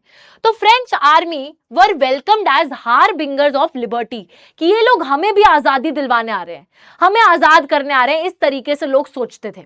लेकिन स्विट्जरलैंड, हॉलैंड, ब्रुसेल्स, मेन्स, मिलान, वॉर्सो, इन सभी जगहों पे people were very very happy कि जब फ्रेंच आर्मी आती थी, ऑल्दो फ्रेंच आर्मी उन पे कब्जा करने आ रही थी उस जगह पे, लेकिन उनको लगता था शायद हमें आजादी दिलवाने आ रहे हैं, हमें भी अपनी तरह आजाद कर देंगे। पर बच्चों धीरे धीरे ये जो एंथुजियाज्म था, ये जो जनता की खुशी थी, ये दुख में तब्दील हो जाती है। लोग बहुत ज्यादा निराश हो जाते हैं, नाराज हो जाते हैं नेपोलियन से। Earlier they were happy, they were excited कि शायद हमें भी आजादी मिलने वाली है, हम भी पंछी बनूं, उड़ती फिरूं, इस तरीके से घूमेंगे। पर ये जो हैप्पीनेस थी ये सैडनेस में तब्दील हो जाती है। The locals realise that the new administrative arrangements lacked political freedom and disadvantages outweighed the benefits. धीरे धीरे इस जनता को रियलाइज होता है कि ये लोग आजादी नहीं बल्कि हमें तो बंदी बनाने ही आ रहे हैं। और जो डिसएडवांटेजेस थी, यानी कि बच्चों जो जब लोग नाराज होना चालू होते हैं ना नेपोलियन से, तो वो नाराजगी खुशी से ज्यादा थी, खुशियों से ज्यादा नाराजगी हो गई थी। People became very unhappy with Napoleon over time. हम यहां पर देखते हैं होता क्या है। दिक्कत ये थी कि नेपोलियन जिस जिस जगह पे कब्जा करते थे वहां पे टैक्सेस इंक्रीज कर देते थे, जनता को बोलते थे और पैसा दो और टैक्सेस दो। तो भाई गरीब आदमी कहां से टैक्स भरेगा तुमको, तो एक ये बहुत बड़ी दिक्कत थी। दूसरी चीज थी सेंसरशिप। सेंसर करना क्या होता है, जब आप चीजों को ब्लॉक कर देते हो, बैन कर देते हो। तो हर व्यक्ति को ये मना कर दिया गया था कि आप नेपोलियन के खिलाफ या फ्रेंच आर्मी के खिलाफ आवाज नहीं उठा सकते, कुछ लिख नहीं सकते, कुछ बोल नहीं सकते, नहीं तो उस चीज को सेंसर कर दिया जाएगा, ब्लॉक कर दिया जाएगा, बैन कर दिया जाएगा। ये हो गया। तो लोगों के पास कोई फ्रीडम ऑफ स्पीच एक्सप्रेशन ही नहीं रहा, मैं अपने आप को व्यक्त ही नहीं कर सकती हूं। साथ ही में forced conscription into the French army, जबरदस्ती लोगों को पकड़ पकड़ के फ्रेंच आर्मी का हिस्सा बनाया जा रहा था। बच्चों कल को आप एक बात बताओ, इंडियन आर्मी में तो आप चले भी जाओगे, लेकिन क्या आप ब्रिटिश आर्मी या फ्रेंच आर्मी का हिस्सा बनना चाहोगे? नहीं ना। हम अपने देश के लिए लड़ सकते हैं, हम किसी और के देश के लिए क्यों लड़े? तो वही दिक्कत थी कि लोगों को जबरदस्ती पकड़ पकड़ के आर्मी का हिस्सा बनाया जा रहा था, वो भी फ्रेंच आर्मी का, जहां से वो है भी नहीं। तो लोग, people became very very unhappy.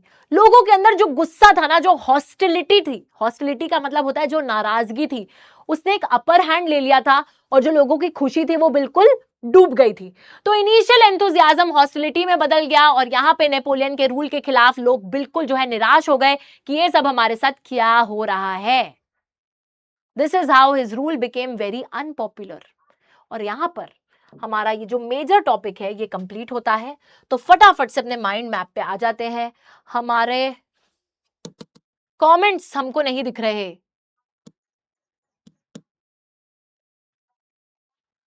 Comments, yes, हाँ जी। बच्चों देखो यार, बड़ी सिंपल सी बात है। मजा नहीं आ रहा है आपको? सच बताना। हाँ, मेरे को पता है, जैसे ही मैं ये ताज पहन लूंगी तो मैम का मजाक उड़ाओगे और फिर तुम्हें और मजा आएगा। आपने बच्चों देखा, अच्छा सेंसरशिप का मतलब क्या है? सेंसरशिप का मतलब क्या है? हम लोग देखते हैं कि जैसे कोई भी नई मूवी आती है, उसमें कभी कभी जैसे कुछ चीजें होती है, उनको या तो मूवी से हटा दिया जाता है जो कि अप्रोप्रिएट नहीं लगती ऑडियंस के लिए, या फिर उस पे जो है ऐसे बैन कर दिया जाता है ना। कोई सीन हट जाते हैं, कुछ चीजें ब्लॉक हो जाती हैं, कुछ वर्ड्स को एक तरीके से बीप कर दिया जाता है। तो all these things are censorship. जिन चीजों को आप ब्लॉक कर रहे हो, बैन कर रहे हो, दिखने नहीं दोगे जनता को, तो दैट इज सेंसरशिप। अब बच्चों कोई भी इंसान अगर नेपोलियन के खिलाफ कुछ बोलेगा, कुछ कहेगा, कुछ लिखेगा, तो वो हम प्रिंट कैसे होने दे सकते हैं, वो हम ऑन एयर कैसे जाने दे सकते हैं? तो वो सारी चीजें ब्लॉक कर दी जाती हैं, सेंसर कर दी जाती हैं। ठीक है, ऐसी खड़ी हो जाती हूं मैं, फिर आप लोगों को लगेगा कि अभी थोड़ी क्लास रह गई है। चलो लेट्स स्टार्ट। तो बच्चों, जैसे मैंने अभी ये ताज पहना ना, ऐसे ही मैं तुम लोगों को भी एसएसटी का किंग और क्वीन बना दूंगी। तो आपको बिल्कुल टेंशन नहीं लेनी है यार, हम इसी फन तरीके से पूरे साल पढ़ेंगे, बहुत ज्यादा मजे करेंगे। और मुझे आज की क्लास में ही समझ में आया है कि हमारे जो बच्चे हैं ना इस साल के, बहुत ही बड़े धुरंधर बच्चे हैं, बहुत ही ज्यादा धुरंधर हैं। ये बच्चे क्लास 10th में मतलब बिल्कुल मचा देंगे, अपने एग्जाम्स के अंदर भी, क्लासेस के अंदर भी। एंड यू गाइज, तुम्हारा एंथुजियाज्म कभी कम नहीं होना चाहिए। You guys have that enthusiasm, you guys have that excitement, and I do not want कि वो चीज कभी भी खत्म हो, कभी भी जाए। तो प्लीज पूरे साल इसी enthusiasm के साथ रहना, मुझे भी इसी enthusiasm के साथ रखना। I have loved teaching you guys today। और हमारा सेशन अभी कंप्लीट होने वाला है, हुआ नहीं है अभी खत्म, लेकिन स्टिल गाइज आप लोगों को भी king and queen of SST बना के रहूंगी मैं। ओके, आज तक तुम अगर ये बोलते थे ना कि एसएसटी में तो हमें क्लास में नींद आ जाती है, बहुत बोरिंग लगता है, रट्टा मारते हैं इसमें, तो हम ये सब चीजें बिल्कुल नहीं होंगी गाइस, ट्रस्ट में। ओके, चलो अभी लास्ट है, लास्ट में चलते हैं, यहां पर आ जाते हैं और फटाफट से इस माइंड मैप को देख लो। हमने अभी तक क्या देखा? नेपोलियन मिलिट्री डिक्टेटर आ गए, फ्रांस पे कब्जा कर दिया उन्होंने। फ्रांस के साथ साथ अब वो कह रहे कि भाई मैं बाकी जगह भी कब्जा करूंगा। लेकिन एडमिनिस्ट्रेशन, जब प्रशासन की बात आई, तो उस फील्ड में वो अपना सिविल कोड या नेपोलियनिक कोड लेकर आए। इसके थ्रू जितने भी विशेष अधिकार लोगों को बाय बर्थ मिलते थे, किसी अमीर खानदान में पैदा होने पे या फिर एक पावरफुल फैमिली में पैदा होने पे, तो वो सारे प्रिविलेजेस छीन लिए, विशेष अधिकार छीन लिए। इक्वालिटी बिफोर लॉ, सभी को बोला कि सब लोग कानून के आगे बराबर हैं। तीसरी चीज, राइट टू प्रॉपर्टी, हम लोग देखते हैं कि सभी को बोला कि आप अपनी प्रॉपर्टी बचा के रखो, कोई नहीं छीन रहा आपसे।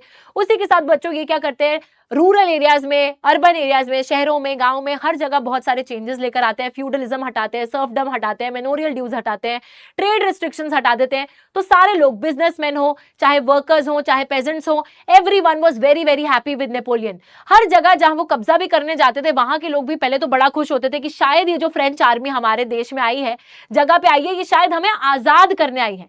बट धीरे धीरे बच्चों, लोगों को सच्चाई दिख गई। लोगों को पता चला कि हमें कोई आजादी दिलवाने नहीं, बल्कि हम पे ही कब्जा करने आए हैं। हम लोग देखते हैं सेंसरशिप, लोगों को बोलने नहीं दिया जाता था, कुछ भी लिखने नहीं दिया जाता था नेपोलियन के शासन के खिलाफ में। उसी के साथ forced conscription into French army, जबरन उन्हें फ्रेंच आर्मी का हिस्सा बनाया जा रहा था, टैक्सेस उन पे बढ़ा दिए गए थे। तो जनता बहुत नाखुश हो गई थी। जनता जो कि एक टाइम पे एंथुजियास्टिक थी, बहुत खुश थी, उस जनता की खुशी जो है गम में बदल जाती है, हॉस्टाइल हो जाते हैं, वो निराश हो जाते हैं नेपोलियन के शासन से। ये पूरा का पूरा हमारा, ये क्या था, ये हमारा पूरा का पूरा नेपोलियनिक कोड का स्ट्रक्चर था। ओके, तो ये जो चीज है बच्चों, ये आपको डायरेक्टली आपके नोट्स में मिल जाएगी। इस स्लाइड के थ्रू आप ये पूरा टॉपिक रिवाइज कर लोगे। It is as simple as that. चलिए फटाफट से आ जाते हैं यहाँ पे, क्वेश्चंस को देख लेते हैं। ओके, फटाफट से questions, last questions. Napoleonic code of 1804 ensured what? जल्दी से सभी लोग बताएंगे।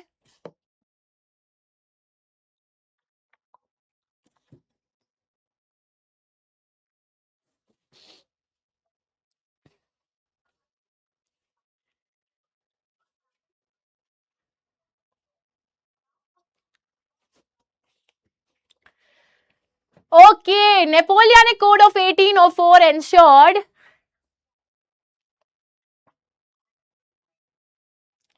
it is option B, guys. एक ऐसे बोल सकते हो बच्चों, नेपोलियनिक कोड ने प्रिविलेजेस बेस्ड ऑन बर्थ छीन लिए थे, नहीं दिए थे, छीन लिए थे। तो ऑप्शन ए कैसे हो सकता है?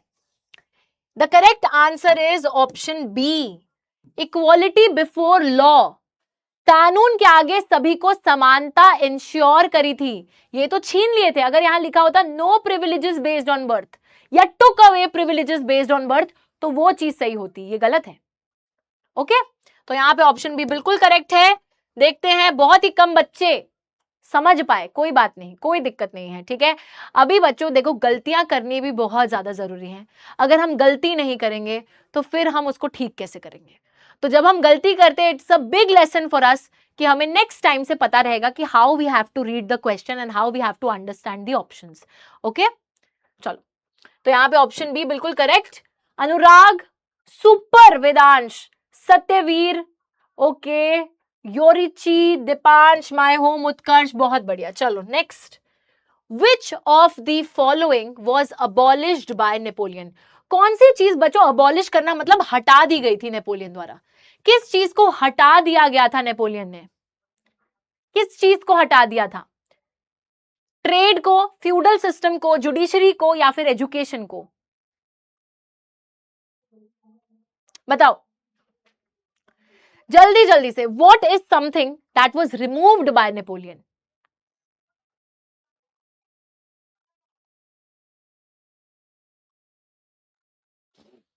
ठीक है, चलिए, तो यहां पर फ्यूडल सिस्टम सभी को पता है, फ्यूडल लॉर्ड्स होते थे। फ्यूडल लॉर्ड्स अपने अंडर जो है पेजेंट्स या सर्फ से काम कराते थे, तो इस पूरे फ्यूडल सिस्टम को खत्म कर दिया था उन्होंने, अबॉलिश कर दिया था। अमेजिंग, देखते हैं कितने बच्चों ने सही जवाब दिया, बहुत बढ़िया। लीडर बोर्ड देख लेते हैं, अक्षत, उत्कर्ष, कृतिका, सुनील, दिव्यांशु, बहुत बढ़िया। चलो next, initial reaction to French armies. बच्चों, जब सबसे पहले फ्रेंच आर्मी लोगों ने देखी थी कि अरे फ्रेंच आर्मी आ रही है, तो उनका इनिशियल शुरुआती रिएक्शन क्या रहा था? शुरुआत में उन्होंने किस तरीके से रिएक्ट करा था फ्रेंच आर्मी को देखकर? फटाफट से बताएंगे सब। इमीडिएट हॉस्टिलिटी, पहले ही नाराज हो गए थे वो। कंप्लीट इनडिफरेंस, मतलब कोई फर्क नहीं पड़ा उन्हें। वार्म वेलकम एज लिबरेटर्स, उन्हें लगा कि हमें आजादी दिलवाने आ रहे हैं, तो वार्म वेलकम करा, आइए पधारिए, वो करा उन्होंने। या फियर एंड रेजिस्टेंस, डर रहे थे, रेजिस्ट कर रहे थे? बताओ जल्दी से आंसर बताएंगे कि फ्रेंच आर्मी के टुवर्ड्स इनिशियल रिएक्शन जनता का क्या रहा था जब फ्रेंच आर्मी उन्होंने देखी थी? What was the initial reaction?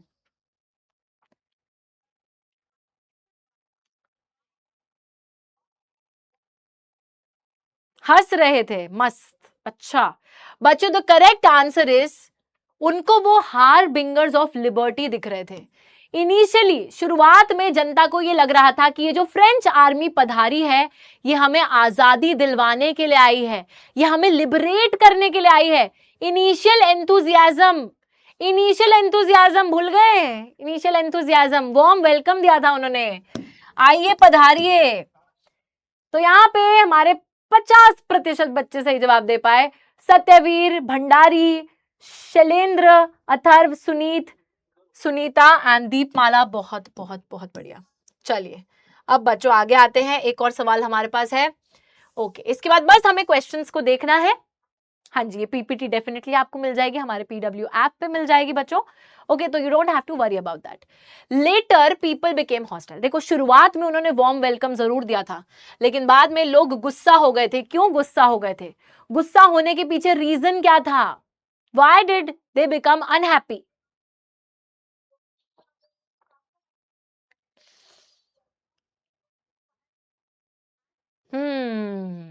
बताओ, what was the reason that the people became hostile? बहुत नाराज हो गए थी जनता। ठीक है। तो यार लोग हॉस्टाइल हो गए थे because of the high taxation and forced conscription. इतने ज्यादा टैक्सेस जनता से लिए, जबरदस्ती उनको जो है फ्रेंच आर्मी में भर्ती किया जा रहा था। इस वजह से जनता हो गई बहुत ज्यादा नाराज और निराश।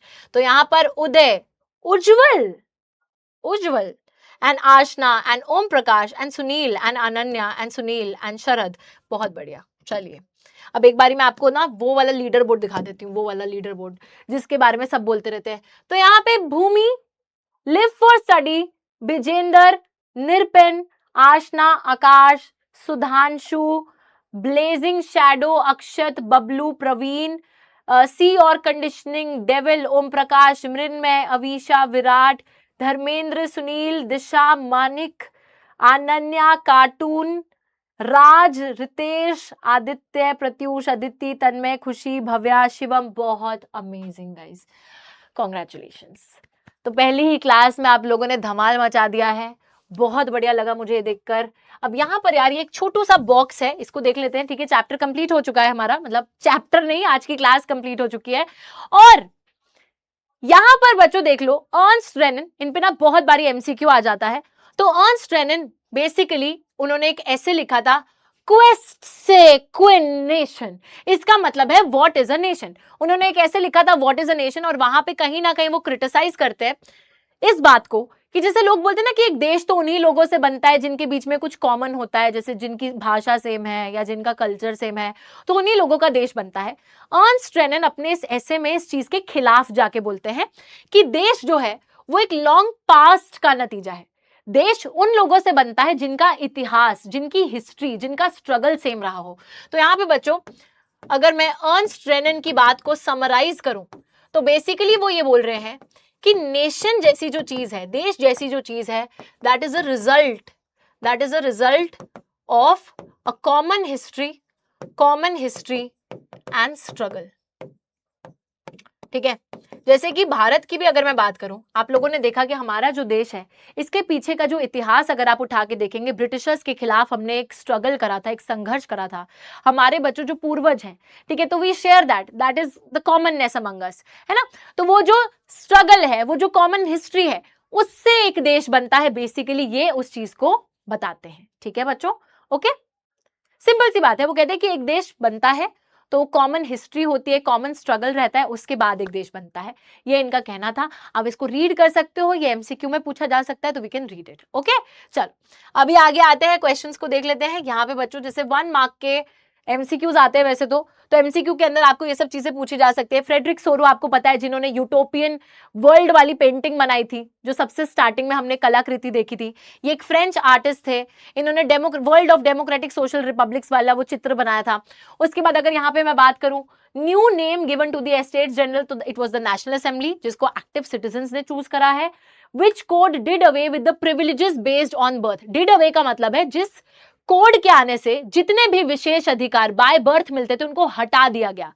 डिड अवे मींस हटा दिया गया, तो it was the Napoleonic code या फिर सिविल कोड ऑफ 1804। आगे चलते हैं, और क्या सवाल है यहाँ पे 3 मार्क्स में अगर मैं बोलती हूँ बच्चों, what were the main features of the civil code. 3 main features हैं, all privileges based on birth हटा दिए, equality before law, right to property, ये 3 चीजें लेकर आए थे ये।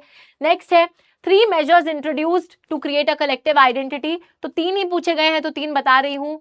ला patrie, le citoyen, new tricolour flag आ गया, ठीक है, uniform laws, centralised administrative system, तो ये 3 पॉइंटर्स हैं। और लास्ट में एक 5 मार्क का क्वेश्चन भी है। Initially French army is welcomed as harbingers of liberty but initial enthusiasm soon turned to hostility, justify the statement. तो यार शुरुआत में फ्रेंच आर्मी, जिसको एक तरीके से हार्बिंगर ऑफ लिबर्टी देखने को मिला था कि ये लोग तो शायद हमें आजाद कराने आए हैं, हमें आजादी दिलवा देंगे, सून वो इनिशियल एंथुसियाज्म हॉस्टिलिटी में कन्वर्ट हो गया, लोग गुस्सा हो गए। तो ये वही सब लिखा है। नेपोलियन ने एडमिनिस्ट्रेशन को सिंपल बना दिया, फ्यूडलिज्म हटा दिया, पेजेंट्स बिजनेसमैन को फ्रीडम प्रोवाइड करी।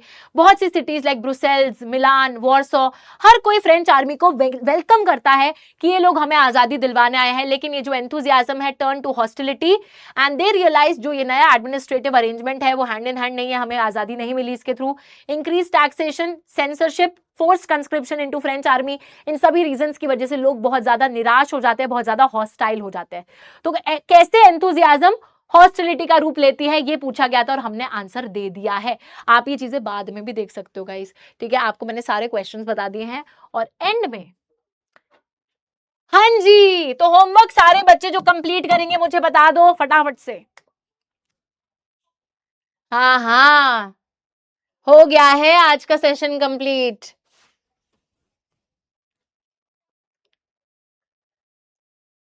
तो मेरे प्यारे बच्चों, मेरे को पता है कि तुम लोगों की ये पहली क्लास है, ठीक है, और पहली क्लास के अंदर हम लोगों को लगता है कि अभी से हम पढ़ रहे हैं, बहुत सारा पढ़ रहे हैं, लेकिन ऐसा नहीं है। अभी से अगर हम स्पीड पकड़ेंगे, अभी से अगर हम कंसिस्टेंट रहेंगे तो हम अपना जो सिलेबस है बहुत लोगों से पहले कंप्लीट कर लेंगे। और बच्चों we will be way ahead of any other person, ठीक है। तो याद रखिएगा, आप लोगों ने बच्चों आज की इस क्लास में बहुत ही बढ़िया तरीके से सपोर्ट करा है, बहुत ही ज्यादा एंथुजियाज्म दिखाया है, ठीक है। और मैं चाहती हूं कि ये जो जोश है ये पूरे साल बरकरार रहे, नॉट जस्ट टुडे। ये जो जोश है, ये जो कॉन्फिडेंस है तुम लोगों में, पूरे साल मैं चाहती हूं बरकरार रहे। और एक बारी जब ये सेशन कंप्लीट हो तो बच्चों मेरे को पता है, ऐसा लगता है कि लाइफ में अगर आपको सक्सेसफुल बनना है या किसी चीज में भी अगर आपको अच्छे नंबर लाने हैं या आपका गोल है कि आपको सबको प्राउड फील करवाना है, whatever it is, firstly you have to believe in yourself. कभी भी सक्सेस पे जाने से पहले आपको अपने ऊपर विश्वास होना चाहिए। And that is the reason कि मैं आपसे एक बड़ी सिंपल सी रिक्वेस्ट करूंगी कि जब ये सेशन कंप्लीट होगा तो आप लोग कमेंट सेक्शन में जाके लिखोगे कि यस, मैं इस साल एसएसटी में, मतलब एसएसटी का किंग या एसएसटी की क्वीन बनने वाली हूं, and we are gonna crack the code, we are gonna be way ahead of others. तो मैं वो कॉन्फिडेंस, वो जोश, वो जज्बा आप लोगों में देखना चाहती हूं। मैं हर एक कमेंट पढ़ती हूं गाइस, तो प्लीज ये जो जोश और जज्बा है ना, एक बारी जाके कमेंट में लिख दो, ताकि जब हमारा पूरा साल खत्म हो और हमारे जब नंबर आए तो हम लोग याद करें कि यार वो जो पहली क्लास थी ना, उस दिन हमने कमेंट्स में जाके मैनिफेस्ट करा था कि इस साल हम इतने नंबर लेकर आएंगे, फुल मार्क्स लेकर आएंगे, इस साल एसएसटी में हम फोड़ देंगे, इस साल एसएसटी के किंग क्वीन हम ही बनेंगे। तो ये जो चीज है, ये जो कॉन्फिडेंस है बच्चों, मैं चाहती हूं कि पूरे साल आपके अंदर बरकरार रहे। When we reach that feeling, when we reach that success, तो हम वापस आके देखें कि this is where we wrote कि we will do this, we will achieve this. तो this is where you will manifest, this is where you will write, and I want to see it from each and every one of you, ठीक है। तो guys thank you, thank you, thank you so much. बहुत मजा आया आप लोगों को पढ़ाकर, ठीक है, और लंबी क्लास रही है लेकिन बच्चों ने पूरा साथ दिया है throughout the class. Thank you so much. Har Har Mahadev to everyone. धन्यवाद है guys, thank you so much, thank you, thank you, thank you. Please take care all my Jwalamukhis, my love to all of you. Thank you so much, take care, have a great day, have a great weekend. I am seeing some of you tomorrow. तो मिलते हैं, take care and next class में भी मिलते हैं.